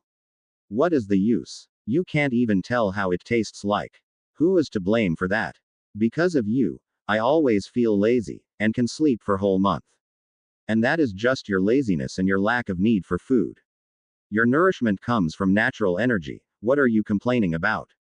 Kurama asked. You were dying, and so was I. The only choice for survival was for me to pump my chakra into your system. I didn't think that it would reshape things. And I also didn't account for part of my body to be taken away to strengthen you so that could survive the physical stress of being dragged to this world. And yet you still managed to keep a body. A pathetic body that needs to be sustained by magic or else it disappears. And I cannot even go far from you, not mention, I cannot gather energy on my own. I am like a stillborn child, I can only eat when inside of you. Kurama said in a hardened tone. The one possibility that neither wanted to think about was if there was no other way to reverse the process. Well, being gloomy about it doesn't solve much, Naruto said with a yawn. We can't just sit here and wait. We may as well just slumber. Boom. Missiles hit the building Naruto was within without warning. The entire building went out in flames after the missiles hit. It all crumbled down as a large amount of debris picked up. The birds within the surrounding trees chirped, as they flew away to safety. When everything died down, within the debris Naruto was sitting in a meditative position, eyes closed. He was unharmed despite the building being reduced to ruins. When he opened his eyes, he looked around and then sighed. So much destruction for nothing. Someone could have just knocked and he would have woke up. There definitely had been no need to destroy this building. He sighed. Oh well, it was not his home or anything. He'd just hijacked it anyway. One day, you are not going to wake up from your sleep, Kurama said to Naruto. And someone will just kill you on your sleep. Naruto thought about it before laughing. It would be humiliating. No different than a shinobi missing a target he was supposed to hit because he overslept. How do you even return home because of such an embarrassing failure? He did often end up sleeping for long periods in areas where someone could find him. He blamed Irene for this. Before he came upon her, he'd always rested on places far away from humans. Then again, he'd always been leaking the killing intent that just frightened all those who became its victims. All the more reasons we should get a spare body and keep this one locked away, Naruto said. You can't enchant yourself to another person, we have already tried this and the body was unable to contain us, Kurama said. Naruto couldn't even do enchantment of that level. Irene had helped in the last attempt. Thinking about it, Naruto frowned deeply. It was just like with Orochimaru. And to think he'd end up going to a similar path. How the mighty has fallen from grace. We just need a strong body, preferably that of a demon, Naruto said in thought. There are many demons around. Hunting them shouldn't be a difficult task. But I am not too interested in gaining a demonic body. You are contradicting yourself. Not at all. What I am saying is that a demonic body is strong. Anything like it could contain us. But at the same time, being a demon is not what I want. You are already a demon. By the standards of this world, I am a demon, Kurama explained. Just as I influenced you when you were still in your mother's womb, when I saved your life, my chakra changed your body. Naruto chose to ignore the first words. Have I even thanked you yet for saving my life? No, you ungrateful fool. But I don't need your thanks. I didn't do it for you. I did it to save my life, Kurama said in a flat tone. Naruto did not respond. He looked ahead and saw the robotic figure standing in front of him. He smiled. I expected someone else, but I guess a machine can still be made if you have the scraps for recycling it. You know I cannot be recycled. Naruto stared for a moment before shaking his head. This world surely had its strange things. There were such things as gods. Demaria had one within her. But remarkably, such a thing called God could still be defeated. This was also an alternative universe. And a race of Machias. Where is the real wall? If I am going to have to do this, I would rather not waste my energy destroying a mere puppet when the real one is not even close enough. The puppet smiled. You think you can defeat me? I have been sent to deliver judgment on someone who has betrayed the emperor. Justice does not lose. He smiled. I must admit, you are a little complicated as I cannot view your body, a barrier. If he had been smarter in his younger days, if he had grown within the Uzumaki clan, he would have developed such measures around his body using Fuinjutsu to block the sight of Dujutsu that liked to peek on other people. Ah, well, he could blame his sad need for attention and affection for never learning much. Knowledge was important in making informed decisions. But to simply have knowledge didn't mean wisdom. That came with age and the ability to think logically. Even geniuses could make fundamentally flawed decisions. Such people tended to be emotionally weak and sometimes blind to simple things because they were always looking toward complicated solutions. Shall we treat this as a training exercise? Naruto wondered out loud. The principle of a shinobi is that you must never show your opponent your weaknesses. If possible, deceive them. There was also a saying that there is no honor amongst shinobi, in the way we fight, of course. But I never followed that. I was always honest and displayed great honor. He was still honorable, but it didn't mean he didn't deceive his opponents. Being too goody would cost him his life. There were many scenarios in which he could have died because of his naivety. He had to always thank Kurama. In the battle in the snow, with Sasuke, it was always Kurama who bailed him out. Without the Biju, he was just a stupid brat with large chakra reverse. Sage mode did help him, but it still didn't take away his obvious flaws. Age and experience were truly the best teacher. He closed his eyes, and when he opened them, Wall's puppet had about 25 Machias behind it. They all looked ready for battle. He smiled. They were machines, not flesh and blood. He would not have trouble breaking them apart or even blowing them up to pieces. Last words. I really didn't dislike you. You were a fair person after all, but I must pass down judgment, Wall said, holding out his right hand. A bulky missile formed just above Wall, and then shot toward Naruto. The blonde watched the missile without moving. His trained eyes calculated its movements as it headed straight at his chest. It was one of those missiles that exploded on contact with the target. When it was just inches away from him, time seemed to slow down as Naruto did a 90-degree spin. It all happened in a flash. The missile just went past him, a little behind him. Oh my! Naruto exclaimed with a small grin. The missile was once more turning toward him. It was locked to his heat signature, he realized. So, it was not going to stop until it hit something. A machine lunged at him from his right side with the missile coming in from the left. The clone's outstretched fist was sparkling with electricity. Naruto ducked under the punch while stretching out both his hands, the left up and he right toward the machine's chest. He twisted slightly to face it before grabbing the stretched hand around the elbow. The palm of his right hand touched its chest. He straightened up and in some fluid, flashy movements, he turned around to face the missile before hurling the machine into it. Boom. The machine collided with the missile and then exploded. The missile turned it into a small pieces of metal scraps. Nagato did have the ability to make such weapons through the Rinnegan. How I wish I could also do it, Naruto said in thought. He turned his attention to the machines with his head tilted to the side. There were a handful of them. And he really just wanted to remove pieces of them. They were not human. There would be no blood. He did wonder if the Machias race actually felt pain. Shaking his head, Naruto took out his stuff. I can play around the puppet and wall himself, but the others are only good for target practice, not to mention, the more I fight these things, the more wall studies my fighting style. I would not make something which could be easy to be very difficult, Naruto said to himself. You oddly become very smart when fighting. Kurama noted. Haven't I always? When you were not fighting for some stupid reason. I never fought for stupid reasons, Naruto rejected the assertion in a firm tone.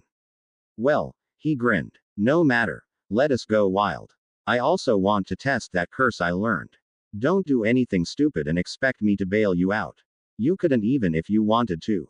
While annoyed by the way Naruto said those words, Kurama still responded but with a bit of edge in his tone. That is my point exactly. Naruto just shrugged and then dashed toward the machines. They didn't just stand and allow him to come to them, they also started charging toward him in their numbers. The first to reach him jumped up into the air, jumping over him. As it did, another lunged below, driving a fist encased with electricity toward his chest. The machine above him flipped, moving behind him. Incinerate. Naruto mouthed the curse and the machine in front of him burst into crimson flames. Before the machine behind him could land on the ground, he did a quick jump and flipped, turning upside down just above the burning machine. He placed both his hands on the machine's shoulders. With great force, he pushed to the other. The force was so much that the machine it hit stumbled back as it caught the fire. While still upside down, Naruto suddenly disappeared into thin air. He flashed front of one of the machines, holding out his stuff. He swung it down, aimed at the machine's right shoulder. The stuff cut through the shoulder, breaking the arm. Naruto didn't stop there. He drove his left hand straight towards its chest, burst through it. When another machine appeared behind him, Naruto twisted around, anti-clockwise. His stuff smacked the machine straight on its head, bursting it. He then jumped up, and watched the machines for a second before disappearing once more. He appeared right behind the machines, the tip of his stuff pointed at them. It was glowing light blue. Erase. A massive blast of energy was released from the stuff. It spread out wide quickly, and engulfed the machines. Everything the blast touched became non-existent. Only the lower parts of the machines remained, before falling down harmlessly. Naruto didn't get to admire the work of his curse. He was forced to jump into the air when a huge explosion of electricity occurred. A vital point in battle would be to never lose sight of your opponent. Wall's puppet said as it flashed just above Naruto, trying to chop him from behind. If you are going to do a sneak attack, at least be silent about it. Naruto responded as he tilted his head to the right, his stuff facing the puppet's hand. He did this without turning to face the puppet. Erase. Another blast flashed out in the blink of an eye. It hit the puppet's hand, erasing it within a second. The puppet immediately willed away from the blonde. When it landed on the ground, it was forced to twist around as Naruto was already there, his stuff pointing at it. It was a little underwhelming, Naruto said. I've even lost interest in this little exercise. Your emperor has also said no war, and if I destroy you, it gives those people some reason to try to make things a little bothersome for me. I really want to just relax while amusing myself before war. So, I won't come after you, Wall. However, as principle, this thing must be erased. Not before I erase you first. Boom. A powerful explosion denoted as the puppet exploded in self-destruction. The explosion caused everything to be blown into the air, causing a large crater on the ground. When everything died down, Naruto stood still, with a frown on his lips. His coat was burnt away, but he was fine. My coat, he cried sadly. We must go to Inval and demand that he compensate for a replacement. He said firmly. Of all things you are worried about your coat. What else should I worry about? If harm is going to come to me, it has to be from the real Wall, Naruto answered in a flat tone. This is my original body, it is going to take more to actually damage it. Not to mention Irene had enchanted its shield me, it absorbed most of the damage. You are not being attacked. Kurama took Naruto through what was important. He didn't stop because you said you would let him leave. If the real wall was here, then he had simply been using the puppet to see your reaction and maybe if you would cause problems for them. You thought Zirf was willing to sacrifice one of his, but that is wrong, at least not now. Are you saying my deduction was wrong? No, Kurama responded sarcastically. Are we finally going to leave now? Naruto adopted a thoughtful look for a moment before nodding his head. I must send a clone to see Irene about something that arose when I was with Zirf. You want to sow seeds of mistrust between her and the Emperor? Kurama asked. It was the only thing that could have possibly come up. Naruto had always suspected, but he'd never been able to confirm it, that Zirf kept many details to himself about his intentions. I'm not that manipulative. Besides, I doubt I can manipulate Irene. Kurama snorted. She is a miserable woman with too much pain. You relieved some of that, but it hasn't made her a good person. To my disappointment, she came to know Zirf because of me, Naruto said. Had things been different, we could have had a different future. But I just want to see how much she knows and if I can open her eyes. You don't need to go to her. You can just call her. I doubt she'd come. You underestimate your influence to her. You are the only person who knows her and has experienced what she has experienced.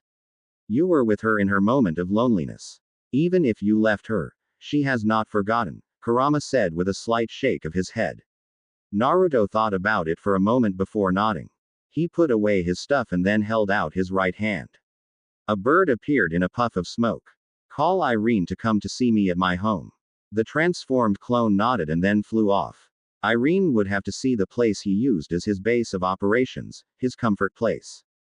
At least he could trust her to keep the location a secret from the others. It was warded with barriers to keep people away. But you never knew what could sneak in. Are you sure you want to give her the location? Naruto nodded. It is a sign of trust, and what I should talk to her regarding should make it obvious that all I want is for her to be happy. I hope your attitude does not get us killed one day. Irene stared at what she could only call a temple. The structure was huge, trying to reach the clouds. 6 stories of floors appeared not to have an entrance. There were no windows, no doors, just bricks piling up after each other, with each floor smaller than the floor below. There was a staircase that led up.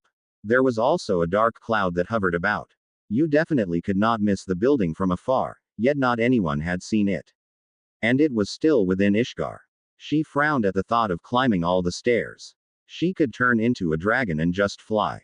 Shaking her head, Irene walked to the stairs. After both her feet touched them, the stairs glowed with strange marks before they started moving up. There was a bit of dust as they moved. It looked as if they hadn't moved in years. It took a couple of minutes before she reached the top. The area was wide and open. The pillars holding up the roof were painted in gold.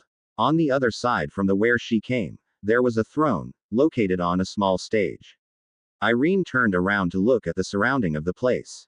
Despite being high up, she could only feel a slight breeze. There was something blocking the wind. She walked toward the edge. There was nothing but dead land surrounding the palace. There was no mountain, nothing, just boulders sticking up lifelessly from the ground. Even the air was thick. There was definitely something wrong about this place that seemed to distort the atmosphere. How has no one found this place? It looked to be a century old given its structure. It laid in the middle of a desert and still no one has seen it. She had been brought here by a clone. She couldn't even give the exact location of this place. Irene turned away from the edge and walked toward the throne. The moment she touched the stairs leading to the throne, something moved which caused her to halt, but the person sitting on the throne didn't move, not a bit. 3 walls from the left, right and behind the throne shifted from the floor until touching the roof. There was a bit of darkness that lit up. It was however lit brightly by 6 orbs of energy that floated above the throne. They were the same lacrima that she had seen in his device. You're awfully comfortable, Irene said, glancing at Naruto's feet. The fox laid there, eyes closed. Wasn't it always sleeping in her presence?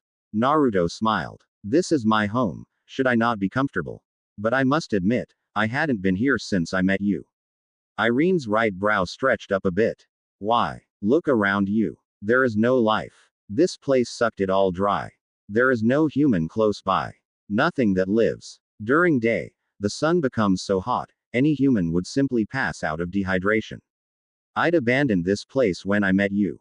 Someone I could speak with on equal terms, someone who understood pain and loneliness. Why would I want to come back to this place? You came back here, Irene said. Circumstances force me to return, Naruto said with a slight wave of his right hand. I just want to sleep for maybe 2 years or more. Nothing is happening now anyway. Irene was silent for a couple of seconds, her eyes lingered on the blonde without blinking. What are you really doing here, Naruto? There is a lot of magic in those things, and I guess you are the one who ruined this place. She said, looking up at the glowing orbs above him. I'm sadly trying to solve a problem that I have been trying to solve for about a century now. In fact, my learning of dragon slaying magic took me back to square one. The effort I'd put in for a period that was long enough to be the entire lifespan of a normal human, it was all ruined. Irene did not miss the fact that Naruto appeared angry. When had she seen him angry? Almost never. He had always seemed calm, never serious. While still thinking about this, that anger in his eyes seemed to disappear as he sighed.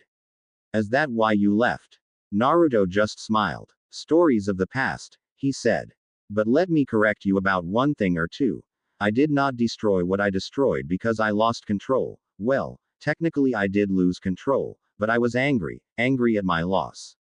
I want to be human again, Irene. I miss the feeling of hunger, and the desire to eat meat and still feel what it tastes like. I want to care about some things, I want to be normal. When I sleep, I usually put a timer because I might just sleep and wake up a year later. Irene smiled. A bitter smile. You should hate me. Not at all. While here, I was roaming the world in a clone. I did not have friends, avoided people. I was truly alone. You gave me companionship and made me realize what it means to be alive. To know that you are alive and you must enjoy this life, for me, that was much more valuable than any research. I could have worked out a method by then, but I would have become so lifeless that nothing no longer mattered. But you matter. The friends I have made matter.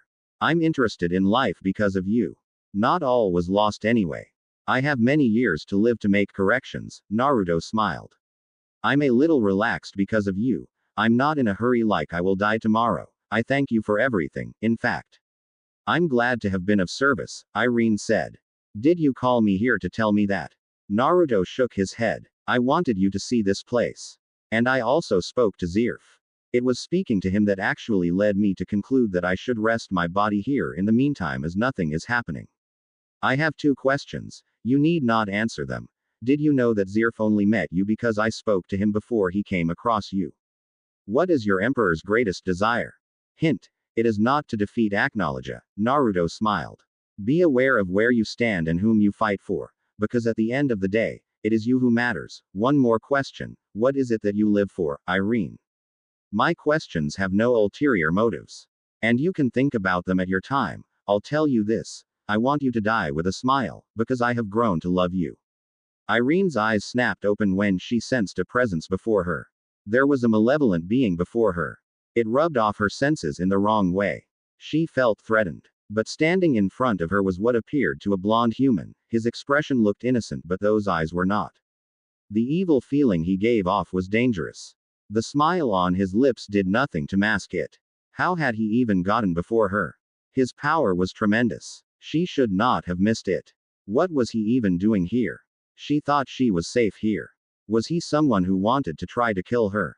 She was on this form, cursed by the magic she had birthed, but she still wanted to become human. She wanted to bear the child she carried inside of her. Dragons were extinct now. He had not come here to try to make her a memory as well, had he? Seeing the blonde try to raise a hand, Irene hit first. Her right claw moved speedily before swatting him off the ground. She watched him, tumbling away from her in speed. Her eyes never went off him as he crashed into multiple trees, breaking them apart. She flapped her wings and took the skies. When he finally stopped, she didn't check him.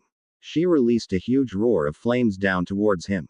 The flames seemed to hit him, igniting a huge column of intense crimson flames that burnt through the forest. Irene sighed. She would have to look for a new place to dwell. Is that how you greet people? Here I was finally excited that I was meeting a dragon, and the first thing this dragon does is to try to murder me without even saying a word. Irene's eyes snapped toward the direction of the voice. The blonde was standing away from the crater. He had avoided her flames. And her first strike didn't seem to have done damage to him. Who wouldn't attack you with such a menacing feeling? Naruto smiled. Weak people, he said. It cannot be helped. My dominant magic is pure hatred. But I've been working to clean it, he said. You'll forgive me for sneaking up on you. My name is Naruto. I've been traveling around Earthland for a number of years now. Irene did not give a name. She did not introduce herself.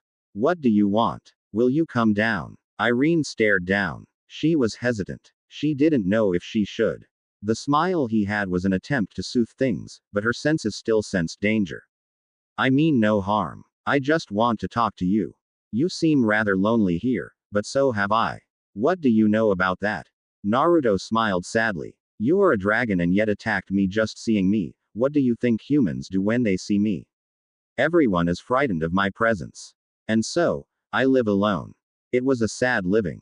To be able to walk around into human towns, he had to transform into a clone. That way, nobody ran off. It was just like the old miserable days in the Hidden Leaf. It was laughable just how he was forced to live this kind of life once again. After a moment of thinking, Irene descended to the ground. But she still kept a safe distance. Naruto did not close it. When she didn't say anything, Naruto settled down under a tree, leaning against its trunk. It is fine if you don't want to talk. For now at least. I haven't slept over the past month due to many things I've had to do, Naruto said with a yawn. I hope you are not going to try to kill me again while I sleep. In fact, I'm hoping you'll watch over me as I sleep. Just like that, he fell asleep. She'd thought he was joking, but after 6 hours, even contemplated killing him while he was asleep, Irene decided to just ignore him. How careless was he to sleep before her after she just tried to kill him? Shaking her head, she rested, but with one eye open. After a couple of more hours, both eyes closed. When she woke up, Naruto was lying on his back, eating grapes. She blinked but said nothing. She didn't even ask where he got them. Irene knew that the only reason Zirf had summoned her was to talk about Naruto. This had nothing to do with his recent visits to the Empire. She has remarkably never discussed with Zirf, despite the fact that they have been around for much longer. Zirf never asked, and she never spoke about it. When she arrived outside, at a balcony, overlooking the streets of the capital city, she found the Emperor standing alone, watching the streets. Irene carried her stuff firmly and walked towards the man. The air was warm. Not that she enjoyed such things. Naruto was the one who could sit to enjoy a cool breeze. She did not. She didn't care about such small things. Irene stood by his right side, looking down the streets. Without looking at her, Zirf started speaking. Not long ago, this place was not like this. There was but hundreds of guilds spread around this country. You, Naruto, and August assisted me in subduing all those guilds to form my empire. And today it has become what it is. You did not call me to talk about history, have you, Your Majesty? Irene asked, a stern look on her eyes, tossed to the side for Zirf to see. The Emperor merely smiled. Irene has always been a little serious. But when she had received this form, she had been a little giddy like a child. The despair of reality had hit her hard and turned her into this person. But Zirf could not blame her. He too had fallen into despair at one point in his life. No, his life was a tragedy. There were many things that went wrong. Everything went wrong. No, Zirf started with a slight shake of his head. I called you because I wanted to talk to you about Naruto. His location to be precise. I have not seen him in the last couple of years. Nor have I, Irene responded. That place Naruto had shown her was at a place she could not narrow down. But she knew it was probably within this continent. Or maybe even in Ishgar. Either way, Irene was not too bothered by it to actually spend time trying to figure out where it was. It was not like Naruto had disappeared forever. He was going to show up again when he felt like. He didn't work on anyone's schedule. Trying to tie him down was a simple waste of energy. If you wanted him to sit at a place, it better be a hole somewhere he could just sleep without care in the world. But I am surprised that you'd ask me, Irene said. Your relationship with him seems to reach bounds that none of other Spriggan can reach. Not that she has seen it, but Naruto did always give that idea that he knew a lot about Zirf. And some of the things he has whispered to her made her ask questions. Still, she was loyal to the Empire. Naruto was not the kind of person you could trust. Not when he could just disappear at any moment. He seemed to relish the idea of playing hide and seek. He didn't care about anything else but was set on his wants. Who else would I ask? Wouldn't you know? Though he is never forthcoming, I sometimes think he met you before we met. Zirf shook his head and gave Irene a stare. Naruto had probably said something to her. He could entertain it, but that was not the reason he'd called Irene. Besides, it was given that Naruto would eventually say something to Irene. But given the blonde's motives, there wasn't much he was actually going to say, and Zirf was content with that. I am asking you because you are the one who knows him better. If he is going to admit to something, it has to be to you. Did Irene have any intentions of betraying the Empire? No, she had no such intentions, at least not for Naruto's sake. He always knew what he was doing. Irene was not going to defend him. But from how things looked, it did seem like Zirf only wanted Naruto just so they could speak, not for war.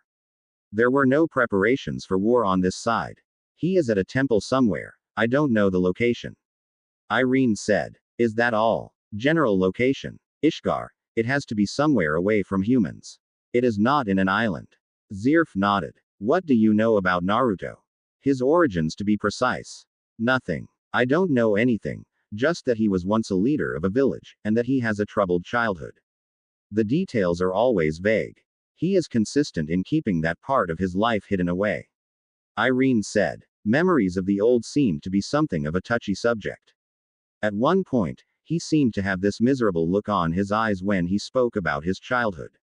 There was pain, but he didn't share it with anyone. Which village? In which country? In which year? Zirf asked. I have searched around, trying to look for his origins but found nothing. Nothing. Has he even aged in the past 20 years? Irene was silent. Naruto had not aged. Her human form was now mature. But the only thing that seemed to grow with Naruto was his hair. His face seemed eternal. She could put him in the same bracket as Zirf. The thought made her frown. Was Zirf suggesting that they were the same? Naruto had denied immortality to her when she asked him. He has not, but neither have you aged. Naruto is different from me. His body at least. Irene was not going to share any more than that. But if you are suspect to something, would it not be better to ask him rather than me? He could have even lied to me. I also find your questioning very curious. Zirf waved his right hand. I know Naruto isn't like other dragon slayers.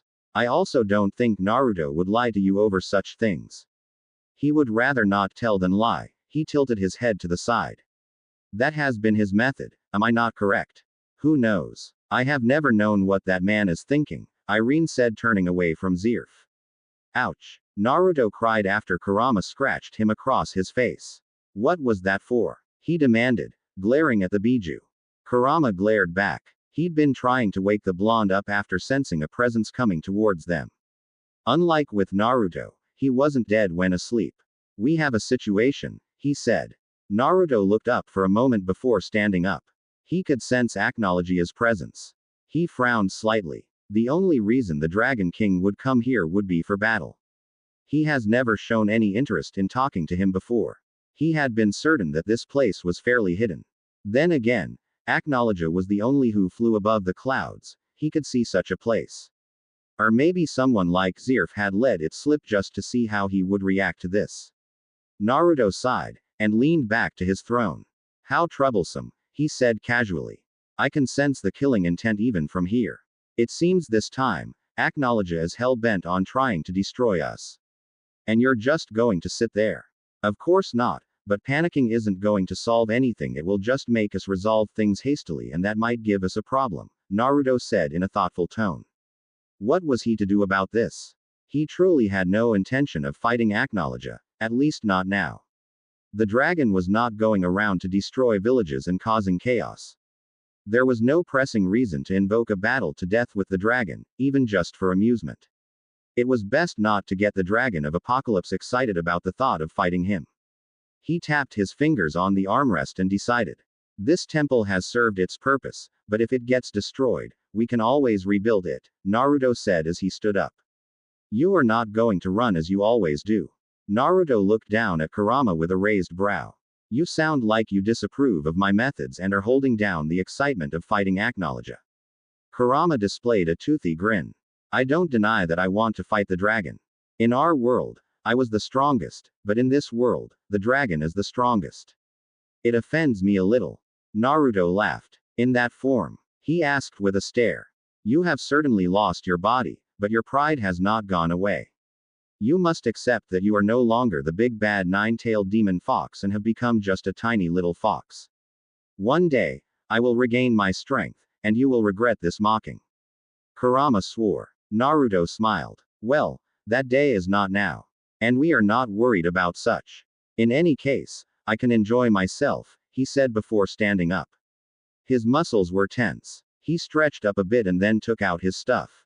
It became engulfed in blue flames before revealing a pure black long sword with a crimson handle. Naruto pointed the tip of the blade on the lacrima orbs floating above him. He seemingly cut through the space, creating a pocket. One by one, the orbs were absorbed into the pocket. Naruto then closed it by doing the same motion. His sword became a stuff once more. That is about any valuable thing we have outside. Everything else is sealed away underground, Naruto said before walking away from the throne. Kurama jumped on his shoulder as he was walking. After a moment, he disappeared in a puff of smoke. Naruto walked towards the edge of the place. He looked up as Acknowledge finally came into view. The malevolent dragon brushed aside the clouds blocking his path. Naruto stared up at the dragon and then smiled before waving his right hand.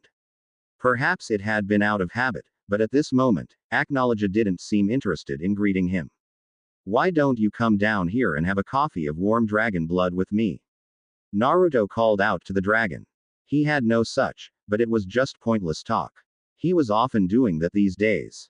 The dragon's response came in the form of charging a powerful breath. Looking up at the danger, Naruto sighed. Acknowledge's ferocious dragon's breath charged towards the temple with malevolence. Within seconds, it crashed into the temple, completely consuming the structure. A large column of debris picked up after the spell. When everything died down, there was no structure standing, just a flat concrete surface within the ground, marked with black symbols. I'd considered pretending to be dead for a moment, Naruto suddenly said, standing atop of Acknowledge's head. The view is quite lovely from here. Acknowledge had already sensed the blonde. He transformed into his human form and twisted in midair to face the blonde. He said nothing as he lunged forward, thrusting a right punch towards the blonde's chest. Naruto quickly folded both his hands across his chest to block the incoming attack. Acknowledge's fist collided with his defense, creating a shockwave as Naruto held firm. But he was sent rocketing towards the ground in a flash. Shit! That hurt! Naruto cried as he tried to regain control over his body movements. He crashed to the ground on one knee, landing in a loud boom. He didn't mind anything as he shook both his throbbing hands. Acknowledge was indeed the Dragon King. When was the last time someone hit him so hard? Naruto had never experienced it in this world. Then again, this was the big bad of the realm of magic. Shaking his head, Naruto tossed his glance forward as Acknowledge crashed down. You took that well, Acknowledge said with a grin. I was right, you are a worthy opponent. A weaker opponent would have died even after blocking it. Naruto didn't get up. This was going to get dangerous if he didn't do anything. He still had no intention of fully engaging the dragon. I'm hurt, he said. What's the big deal though? I thought you and I had established that we would not be fighting. I grew bored and your foul stench continues to grow foul to my nose with each year, Acknowledge responded. Can't you think of anything other than trying to destroy me? I mean, if you want a good battle, I will give it to you, Naruto said. Acknowledge stared at him for a moment. You refuse to show me, but you have just proved that you can entertain me before I rip you apart. Naruto shook silently. I'm scared, he said. He then blinked, as if he just realized something. You're talking to me today, he exclaimed. How long has he wished for the dragon to be interested in talking to him? But he knew, if Acknowledge was showing interest on fighting him, it meant he had decided to acknowledge him or he has stumbled on something that would make him curious, and the only person who could make the dragon do that was Zirf. He frowned just thinking about it. I have decided to acknowledge you as an enemy that I must crush, Acknowledger responded. It was amazing that even in his presence, the blonde displayed no sign of anxiety or fear. When he met dragon slayers, if they didn't arrogantly think they could beat him, they tried to flee in fear. It had been the same with dragons before he annihilated all of them. But Naruto did not display the fear nor the arrogance. I should be happy, but I have one question. Did Zirf tell you of my location? Naruto asked with his head tilted to the side, curious about something. I have no intention of continuing with this pointless chatter, Acknowledger said before dashing toward the blonde. Naruto breathed in before breathing out the monstrous roar that should not come from the mouth of a human but that of a dragon. The roar was in blue flames, spreading out wide as it expanded. It forced Naruto to skid backwards behind its force. When Naruto stopped it, there was a large pathway created on the ground by the spell, but there was no sign of Acknowledger. The Dragon King flashed behind Naruto, his right claw cleaving through the air in a downward slash. The stuff on Naruto's back suddenly pulled out, flashing just in front of him. There was a clang sound when his claw collided with the stuff. When it started to glow, Acknowledger breathed in before releasing a powerful roar that engulfed the blonde from point-blank range. The roar blasted everything, digging deep into ground, before leaving a huge crater. Acknowledger landed on the edge of the crater and looked down. There was no sign of Naruto, just a black sword floating in the air. The sword glowed blue before disappearing in a flash. Classic, Kurama said as Naruto swung his legs, sitting on a tree's branch, kilometers away from where his temple once laid. Naruto just shrugged. Acknowledger is not our priority now. Besides, he serves as motivation for why we must restore you. I'm afraid if I don't think the power is necessary for something else, I won't put that much effort in trying to restore you, the blonde said in a quiet tone. You are openly admitting that to me. It isn't like you can do something about it. Naruto said as he held out his right hand. His sword flashed onto his palm and then morphed into the stuff. He put it away in the sheath on his back. Kurama frowned but chose not to indulge Naruto's taunts. When are you going to get serious about things? You are walking in the pace of a snail, and don't seem to realize that. How many years have you spent on your rest? You seem to forget that the rest is important for my body's function, Naruto reminded Kurama. What is more important is you regaining your strength, not my preference to sleep then wander around aimlessly. Can you still not absorb a lacrima filled with natural energy without your body threatening to burst like a balloon? The jibe aside, Kurama was not pleased with how things were proceeding. No, he said, even if I do consume, it doesn't seem to change my physical presence but just adds more energy, which I am struggling to control. The temple is the only place that can sustain me without you around. Naruto corrected the Biju. We will have to master creation of all things if we are going to do this. Creating an Etherian body for you must now become our priority since the old approach is not working. Maybe we will give you a human body with your real body being what you are. Don't insult me, Kurama responded in a sharp tone. I would rather look like a demon than a pitiful human. Naruto just smiled, shaking his head. Even after all these years, Kurama still had his issues with humans. Then again, the others would certainly laugh at him if they saw him walking around like a human. That solves your part, but not my problem, he said in a slightly serious tone. That is just an idea, Kurama stressed. But it isn't the first time we thought about this. The reason we even met Zirf in the first place was because of his creations. You failed miserably to master creation of all things. And sought to understand the magic that Zirf used, however we were forced to reconsider because of the dangers it posed. Magic was truly something else. With chakra, there was no such thing as curses. You could bring the dead to life. You could retrieve souls from the other world, but in this world, it seemed rather impossible. Zirf had failed to bring back Natsu to life. What existed now was not his brother, but a demon. I will put on my thinking hat and study more. We have the basics, Naruto said before smiling. In a couple of years, we could have a book, called the Book of Kurama. Kurama snorted at the thought. In a couple of years for you can be a decade. You could spend time in a library reading and then decide that you need to sleep to absorb all the information. There is nothing wrong with that. An idiot will always be an idiot, Kurama said. What do I expect? You could never grasp the complex things in your shinobi days. It is rather unfortunate that I get to be stuck with you in this situation. Now you are insulting my intelligence. Naruto exclaimed. Prove me wrong. Naruto thought about it before shrugging. You won't manipulate me that easily, Foxy-chan, Naruto said with a wide grin. But all my years of living should be put to the test through this. But if I fail, I have failed. I still won't ask Zerf, I'm sure he can do it. But telling him would be giving him secrets to my body. I'm talking like Madara now. Kurama snorted. As much as I hated the man, I'll admit, compared to him, you fail in comparison. Naruto was not bothered by that response. It is Madara who failed. I live, and continue to live, and even if this takes us decades, we will eventually do it, Naruto said. But we need better understand of time, for that reason, I need to speak to Demaria. And then Irene before we begin our search. Before that, will you be able to retrieve the magic you put inside that storage?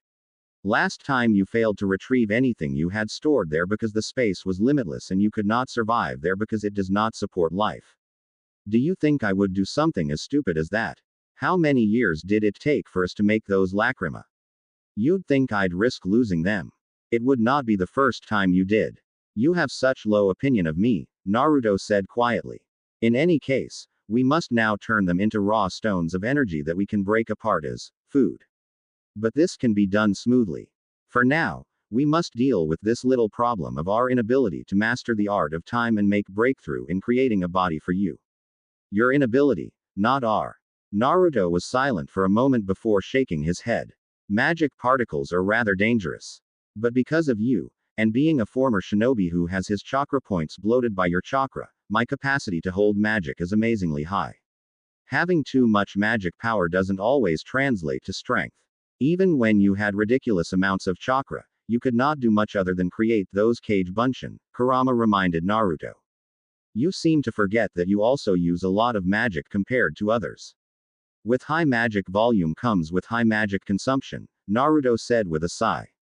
In any case, we might need to even learn the one magic or the magic that Zerf used.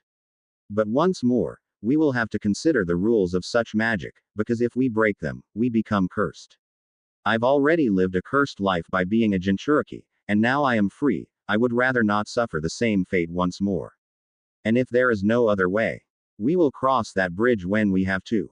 We should head to the Alvarez. I believe we have collected enough magic power to work around diluting things, Naruto said in thought. Absorbing pure magic particles could be lethally dangerous. Had it not been for his strong life force, he would have already accidentally killed himself. The thing he truly hated about magic was its set of rules that simply could not be broken without incurring the penalty for such an offense. At least this way took away some risks. You just want to see that woman, Kurama said. Will it be safe though? We are not openly going there, my friend. If possible, I'd like to disappear without anyone who I have not met knowing I was there, Naruto said. A couple of days later.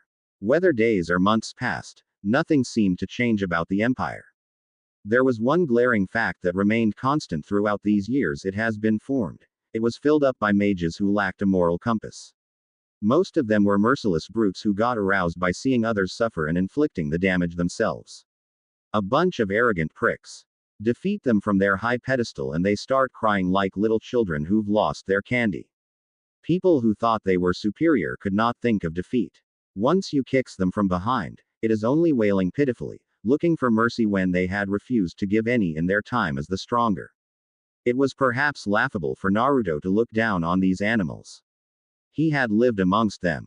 When Zerf was forming this empire, subduing guild after guild, he had wielded his axe, assisting the Black Wizard. Perhaps the indifference that now ruled his life made him ignore the hypocrisy. Well, not everyone was an agent of evil. There were good people. The civilians were an ignorant bunch, oblivious to many dangers that surrounded their emperor and his shields. For them, a demolition job by the shields was a victory against an enemy of their home. Who would not cheer victory against an enemy? Naruto glanced into the black sky, with an expressionless mask on his face. He'd left this place, but here he was once again. He could not really abandon Irene. Not after what he has said to her. Not after what they have been through together. Irene's residence was quiet, though it could be a torture house when the woman felt like it. Her sadistic personality often left him with a bitter taste on his mouth. But he'd only commented on it being distasteful and worked to stop it without actually slapping some senses into the woman. He did not step inside but jumped over to the rooftop, and then laid still on his back. Their stars had abandoned the night, it was just purely dark. Chickens were already asleep now. Accidental people were lying in their rooms, afraid of the dark. Whether it was dark or day, Naruto did not care. There was no time that was not convenient for him, not unless he didn't want to do anything. It didn't take long for Irene to show up, and this time, there was no violence. She just stood by him, glaring into the dark night. Acknowledge came to my place and attacked me, Naruto started in a measured tone. How is that unusual? He came to a place where no one should know. Naruto glanced at Irene. She was looking at him with the corner of her eyes. Zerf asked. He did, Irene said with indifference. What do you want? Such coldness. And to think that this was a woman he had shared some fond memories with. She was no doubt bitter about his decision to leave. He had left her, as he had often done. Perhaps it was why she could not depend on him on anything. She did what she wanted, because he was not constantly around. Sighing deeply, Naruto closed his eyes and responded. I've missed you. You and I are enemies. When you decided to leave the Empire, you severed your friendship. At this moment, I could alert the others who were in the capital and they would not waste time coming here. Was she cold enough to do that? Naruto knew the answer. But that would probably be because she had no appetite to fight him. August would have told her that if they ever stood on opposite sides, she was to do the dirty work. Such a cruel world. But this was living. He had seen too many suns and moons to be surprised. Generations may come and go, but fundamentally, humans hardly changed. I need your help with something, Naruto said in a serious tone. Irene had no doubt it had something to do with his problems, or at least the desire to become human again. That appeared to be his greatest desire. In fact, everything he did seemed to move toward that goal. The other things were merely side projects. She amused herself thinking that Naruto probably didn't have restless nights thinking about Acknowledge's immense power. He probably has not skipped even a meal while plotting for a way to tackle the Dragon King. He didn't even fear the dragon to begin with. What was he that feared? Not being human again. Probably. Irene shook her head. For someone who complains that the Spriggan lack a moral compass, you surely have no regard to the state of the magic world or the fact that Acknowledge can end this world, Irene said with a stare. It isn't that I do not care, I just don't try to prioritize it. I have lived my life trying to be the hero. But now I am not concerned about being a hero. I believe that after everything I have done and been through, I deserve to be selfish, Naruto explained with a slight shrug of shoulders. What have you done? Naruto just smiled. Some other day, he said. For someone who claims that the Emperor hides things, you surely hide a lot of things. I spoke to him some time ago and he asked me what I knew about you, Irene said, her eyes no longer at Naruto but the heavens. It is most likely that he was merely sowing the same seed you tried. You think I'm naive. You are not. I know you, but I cannot say the same about His Majesty, Irene shook her head. She really hoped that his naivety would not bring an end to things one day. Someone calling the Black Wizard naive. Naruto put on a surprised look on his face.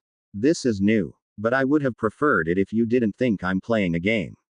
I'm far too old to be playing that kind of a game. You are not a child, Irene. I think treating you as a naive child to be taken for manipulation would be disrespectful, he added in a firm tone. What do you want me to do? Teach me an enchantment, Naruto said. Say, you have two parts of you, would it be possible to enchant the other part in another body? Irene's head turned down to fully stare at the blonde. He was asking her something curious. It left her with a lot of questions of which he was probably not going to answer. The body is only a temple to the soul. You have one. Unless you are talking about that fox. That fox, Naruto realized something. Perhaps one of the reason there was this gap between him and Irene was because he always kept things from her. How could she trust him? How could she be fully open with him when he couldn't do the same? Shaking his head, Naruto responded. His name is Kurama, Naruto said. He has been my partner since birth. I told you of the tragedy that was my birth. The fox became my partner that night and has been since. I give him a hard time, but he has saved my life countless of times. I am even alive because of him. Irene glanced to the side for a moment. She didn't consider sitting down. She didn't want to be comfortable. Partner. Huh, what happened? We encountered a powerful foe. In order to save both of us, Kurama had to give himself away, but this resulted in unintended consequences. I lost most of my humanity. I've been trying to regain it, but it looks very slim. Either way, I want to restore my friend. This is my lifelong dream.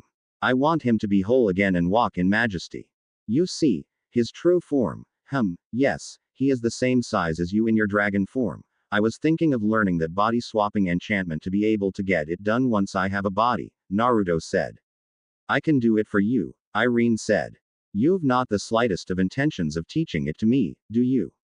You are no longer part of the empire. Naruto shook his head. Don't be like this. We were together before the empire came around. We should not allow it to come in between. You'll let me know when you want it done, Irene said, ignoring what Naruto had just said. The blonde shook his head. Well, there was one clear path now, and it was to create an Etherian body for Kurama. But that was going to take him years and a lot of effort. But it could be done. He just has to be careful that he doesn't end up breaking the rules of magic and end up being cursed. He was tired of curses and carrying burdens. He needed a free life and would not do anything to jeopardize it, not unless there was no other way out of a tricky situation. How have you been, Irene? She glanced at him for a second before looking away. When she tried to leave, Naruto grabbed her left leg, stopping her on her tracks. He put on a small honest smile. Please sit with me, even if you don't want to talk. I'll insist. You say please and insist. I just really want you to sit with me, Naruto said calmly. Irene thought about it for a minute before speaking. Follow me, she said. She was not going to sit on his terms. If he wanted to speak to her, he could speak to her somewhere she commanded and could relax without the need to watch over someone. Does it have to be on your terms? Naruto asked with a slight shake of his head. I'll follow you, but tell me what has been happening in this world. What have you been doing? Irene asked instead. Slumber. It is the perfect way to try to regulate the magic moving through my body in the pathways. Since I am not human, I can induce sleep for as long as I want, as long as I'm at a place where I can still absorb magic. Food did not sustain him, but magic did the trick.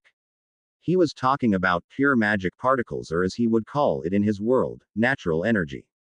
Nothing much, but I hear Fiori has been doing grand magic games above the place where they used to host the Dragon King festivals, Irene said in thought.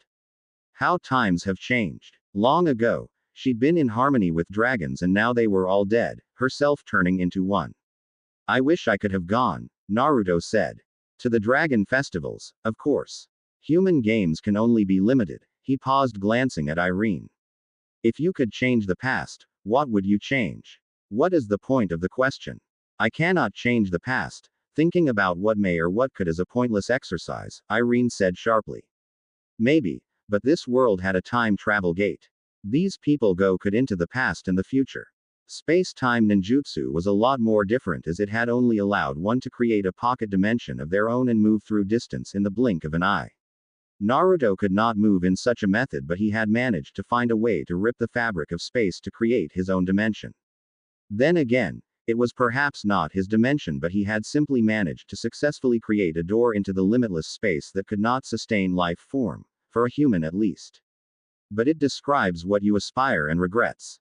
I have no doubt you wish things could have gone different. If your husband had not done what he did, if you had not lost your humanity, things could have been different. My childhood dreams and desire were shaped by my pain. The pain of loneliness and suffering at the hands of people who considered you a demon. Perhaps it is because I have now become indifferent. I wonder why I still sucked up to them and loved them even when they would have driven me to insanity had I not been strong, Naruto said in a thoughtful tone, a sad smile on his lips. You were just naive, Irene said. From what he has said before, That was the only truth. True, Naruto said. Have you given up? I am a dragon despite my wealth of magic and knowledge. I have not been able to find a way to change things. I've just accepted that I am a dragon.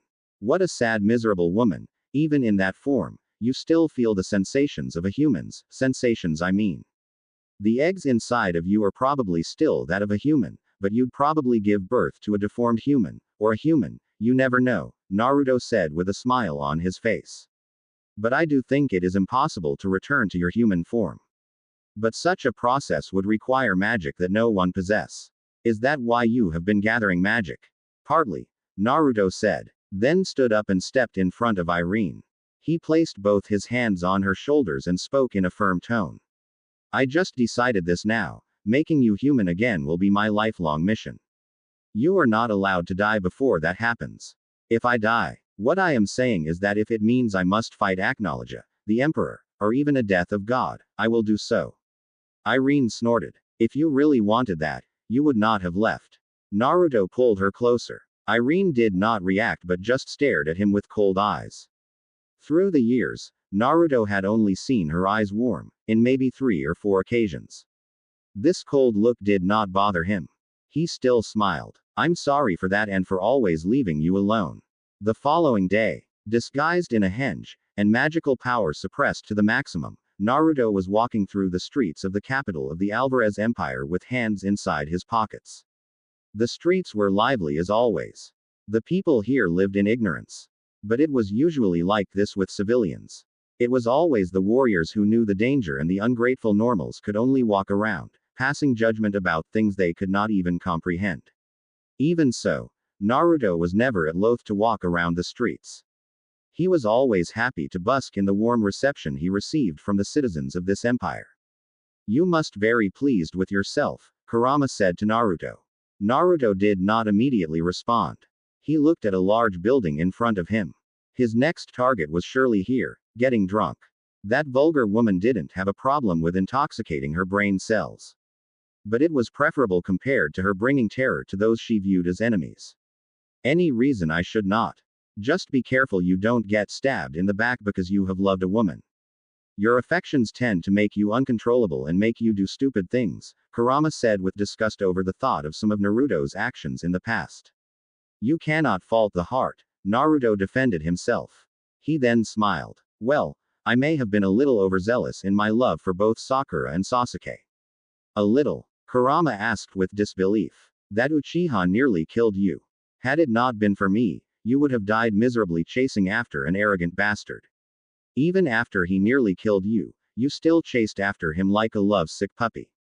You even got begged the Raikage to forgive him for his actions. You should not have. You should have made him face the consequences of his actions. Death. It is what he deserved. You are just saying that cause of your contempt for all Sharingan wielders, Naruto said with a shrug. He walked into a bar. The men Demaria led when she had to battle always came here. This was their stomping ground. This was their faction's headquarters. Naruto had some moments here where he ended up trampling on some of them after some argument with the goddess of time. That had pissed her, but Naruto hadn't cared enough to nurse her wounded pride. The bar was crowded. There was noise, laughter, the smell of alcohol. Men hunters were eagling around the large hall, looking for a target. Naruto snaked around the many tables and went into a separate room. It was like an office. There was the smell of loneliness. Demaria was lying on a couch, alone. What a miserable woman. Perhaps it was because no one else in her tribe was around. He stopped at the entrance and folded his hands across his chest, looking at her. After a moment, his silent footsteps made way toward her. Being a former shinobi was truly useful in such moments. You were trained to kill in all different ways. Silent killing usually was for masked crusaders. Naruto had never been a fan of death, but life taught you that not all lives could be saved. Demaria's eyes snapped open when Naruto sat just below her waist, hands balanced on both sides of her head. He was staring at her. Very close. The henge was already undone. She frowned seeing him here. But before she could say anything, the distance was closed. His lips were touching hers. She could feel his breath. The warm touch of his fingers which were now moving on her stomach. He pressed her, pushing her lips open. Demaria did not move, but it did not stop his smooth, skilled lips from soothing hers. She kissed back. After a couple of seconds, his tongue slipped inside her mouth. She refused to dance with it and considered biting it. But she just twisted her face to the side to stop the kiss. What the air you doing here, you traitor? She demanded. Naruto just smiled and gently fell on her. His hands snaked around her and held her right. She felt warm and nice. Regardless of how cold she was still a beautiful woman. There was a part of him that was willing to ignore all her flaws as a person to enjoy the blood flow she aroused within him. The physical sensations were always different. He felt a little aroused just thinking about it. Demaria tried to push him away, but he was not saying anything, nor was he budging. He'd always been ridiculously strong. There probably was no one with pure physical strength to match his. Why had she even bothered trying to struggle? She tried to activate her magic, but instead of her teeth clicking, she ended up biting Naruto's fingers after they'd forced themselves inside of her. Don't be like this, dear. I've missed you. Get off me. What will happen if someone sees us? I sealed the door and I was disguised when I came here. Nobody knows I am here. Our secret is a little safe, Naruto said in a smooth tone. Demaria stopped struggling after appearing to think for a couple of seconds. She closed her eyes. She must be crazy. The bastard had abandoned the empire and now he was here. He'd always done as he pleased. Even in battle, he'd even gone as far as to stop in their way to avoid what he termed as pointless bloodshed and death. August had condoned it, but he'd occasionally fought with Ajil because of it. Well, to suggest they fought was glossing over it. Naruto had smacked Ajil with his stuff. She stayed silent, feeling his warmth. Inval was going to glare at her. He'd already said this was the enemy, but the emperor had said they should be no fighting with Naruto, unless he said it was okay to do so. And by then, it would be war. For now, he'd said, they could all be civil. He'd said that looking at Irene. Not that she even reacted to it. Of course, Inval had opposed, but the emperor stood firm. Will you get off me? I'm struggling to breathe, and I was certain I'd told you not to touch me again without my permission. She was struggling again. Did she just enjoy struggling? No, she did not like being dominated. She wanted to dominate. He would never give that to her. The only person who was going to dominate him was Irene, at least on his terms. Naruto flipped them both, putting her atop. His hands were behind her, holding her firmly. His right moved to her butt and slapped her. You're a woman now. Randy must have also grown. Last time I saw you, you were still a girl. But these couple of years have been good to you. He was reminding her that they've not seen each other in years. It had truly been some time since they last spoke or even touched. Yet, she could still remember his touch as if he had been touching her earlier this morning. The only thing there was longing. But of course, she was not going to admit that. Are you going to bring her up? But yes, she has grown. Naruto smiled. Sorry, it is just you. But there is no need to be jealous of her. I hold no such feelings. Demaria snorted. Yeah, right, she said with sarcasm. You have not aged. Not even a little. I've stopped aging, Naruto said. His hand slipped from behind her front. When he tried to slip it inside her pants, she quickly stopped him and got up. Naruto just smiled without getting up. I can smell the excitement. What do you want? You have been gone all these years. Why have you come back? I came to see you. Demaria glared at him. I can walk out of this room, right now. You and threats, Naruto said with a shake of his head. I did come to see you. But there is also something I want. It is very fundamental for my goal. But for now, we can try to please each other. Don't you think? Have you found anyone who's performed better than me? Who said someone touched me? Naruto stared before laughing. Ah, of course, they are all too unworthy and weak to touch you. He rose and tried to pull her closer once more, but Demaria went away. He blinked as he saw her standing by the entrance, with bottles of beer. Time magic, he realized. If I indulge you, you might decide to just disappear. And I'll just hate you further. And will feel used. I'll indulge you, but for my own pleasure. But talk to me first, Demaria said in a stern tone before sitting on the couch once more. Naruto sat up and settled calmly. You know drinking with me is not fair. Demaria blinked. I forgot about that, she said before shrugging with indifference. Where have you been? My home. I'd slumbered there while resting. But I was cut short when Acknowledges suddenly showed up and destroyed it. I had to dance a bit before fleeing, Naruto explained before gulping down the beer. It felt bitter. But at times, this feeling just made him miss being completely human. Flee like a coward. Demaria shook her head. But you are not a coward, are you? Since when don't you believe that? You've always been the one to call me a coward. I have the right to call you that, Demaria said, staring at him. So, time just moved while you slept. Your indifference sometimes astounds me, she said in a measured tone. Especially given the gospel you like preaching. My thoughts are unfair, just as life is, Naruto said with indifference. You still hating on me? Without question. The moment I see you on the opposite side of the battlefield, I'm attacking you, Demaria said firmly. If you were not such a nasty person, we would truly get along. And yet you are here, waiting to see me. Naruto laughed. Fair point, he said. How long? I have all day, and it isn't like Irene is waiting for you. When you leave here, the next time we meet, we might be enemies. We've always been enemies. In front of people, but yes, I still hold some contempt, Demaria said with a nod of her head. You came here because of my magic, isn't it? Yes, Naruto said. He then turned to Demaria and pulled her toward him. Without warning, her grabbed her bust, and then licked her on the right side of her face. I'm getting impatient, he whispered in a husky tone. Demaria did not react. She did not show excitement. Her face was masked by an expressionless look. She put away the bottle she held and then spoke. I thought of stabbing you for a moment, she whispered into his left ear in a dangerous tone. She then started to plant kiss on the side of his neck. It would have just made me bleed, not kill me. You'd still have felt pain. You truly are a sadistic woman, Naruto said with nonchalance. Contempt. Naruto could never understand just how this woman felt about him. What had he done that she liked and hated him at the same time? She never expressed any likeness in her face. It was always contempt and then insults from her mouth. Will you stop looking at me as if I have killed someone dear to you? How do you even have the guts to look at me like that after everything? Naruto asked, staring at Demaria with a raised eyebrow. I hate myself for indulging you, Demaria said in a whisper. What do you really seek to achieve with the knowledge about time? Ever since we have known each other, it seems to be the only thing that you care about. Naruto smiled. A sly smile. That is not completely true, and you know it.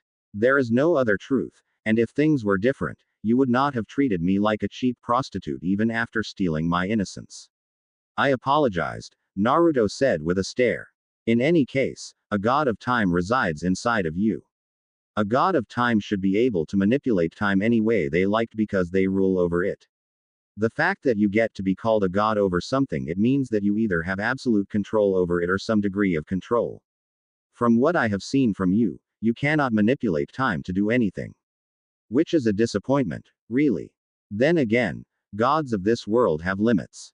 At times, I think they are nothing more than what I call a god in my world, he said with a slight shake of his head. I will try to ignore the insult you just tossed to my side, Demaria said in hardened tone. Naruto ignored this and just continued speaking. I want to know as to the limits one would have to manipulate time. I have questions. Is it possible to reverse time? To fast forward it? No. Reversing it is possible. But just a second of reversing the time of the whole world can cost you your entire lifespan. It is really not something a mere human can play with. But a god does not have limited lifespan as humans. What would you do if you found a way to do it? I'm not saying I can't or can. Even if I could, I would never do it for you. Naruto smiled. A truly bitter smile. I do not have any noble intentions. I'm actually a very selfish person. My study for magic is for entirely personal reasons, nothing grand. And I know you should not mess around with time. The price of messing around with it are heavy. But of course, not for a god. He then stood up. He bent over to Demaria and kissed her on her forehead. I will see you soon, Demaria. I will be gone for a little while. But I will be very conscious. I head to Fiori. I hear there is something interesting happening there. Kurama opened his eyes, trying to figure out just what Naruto was thinking about his recent plans with both Irene and Demaria. He didn't think it was merely emotional attachments. There were even times he wondered if Naruto even cared for another human. He was no longer that child. He was no longer naive. The number of years he has lived have certainly done their damage. But Kurama was not complaining. He just didn't like it when Naruto kept his thoughts hidden, even from him. Do you really hope to rewind time? It is a thought, Naruto answered. He was walking along the streets once more, heading over to Irene to say his goodbyes to her. But I don't intend to rewind the time of the whole world. While my life force means I can work with magic that drains the life of a person, I want to avoid getting old because of such recklessness. But this has nothing to do with us. They already had a plan. It was something they'd considered long before. Zerf had come to the picture because of this plan. Indeed, Naruto said. That is why I won't bore you with the details. I will surprise you. I'm not sure I'm going to like the surprise, Kurama said. But that aside, are we really going to Fury? Yes, Naruto said with a small nod. A little disappointed with what we learned from Demaria though. Her magic only allows her to stop the flow of time in a world that she creates. It is merely a fraction of time magic. Thus, you cannot say she controls time, but a mere fraction of it. We must look for more properties of time to control before we can even begin to think of reversing time. Another long process. Indeed, Naruto said. For that reason, we can now no longer afford to slumber. Another reason for going to Fury is that there is another woman who can control certain properties of time. Who? That woman we spoke with at the boat last time we were at Fury. I believe her name is Ultir. She is a member of the Magic Council. We must find her, speak to her and try to learn more about how she manipulates things. You think she is just going to tell you the secrets of her magic? Naruto smiled. Of course not. We will force her if he must. I don't care if she is part of the Magic Council. Those arrogant pricks are hardly relevant to anything, he said before pausing for a second. But first we must first explain to Irene where I have been. He also wanted to see the magical games in the country. He had to see what kind of games they were hosting and how things were in Magnolia. He might even come across Zerf. The one thing he hoped to avoid coming across was Aknologia. The dragon was likely to chase after him until they battle it out this time around. Naruto had no desire to fight a battle that could threaten his very existence. At least not now. There was no pressing reason to do so. It was not like Aknologia was going around attacking humans for the pure reason of destruction. You must explain. I thought we were partners. When it comes to your fun, we are not partners. I'm not the one who enjoys fooling around with women. If you want to do it, I can let you temporarily take control of my body. Kurama snorted. Have you started smoking? Hellos. Once more, I'd like to thank everyone who reviewed the last chapter. And everyone else, thank you for liking this story. I understand the time skip might confuse some people. But to make it simple, Naruto's slumber ends around the same time Natsu and the others return after the time skip. I don't plan any time skips for the foreseeable future. My pairing is Irene, at least that is the main ship. But given her character, it is really difficult to pull off. Seeing a change in her is going to take some time. The difficult part is that Naruto generally doesn't want to change her, he just wants her to be happy. It still is nevertheless going to take long for her character to grow and develop. Bear with it.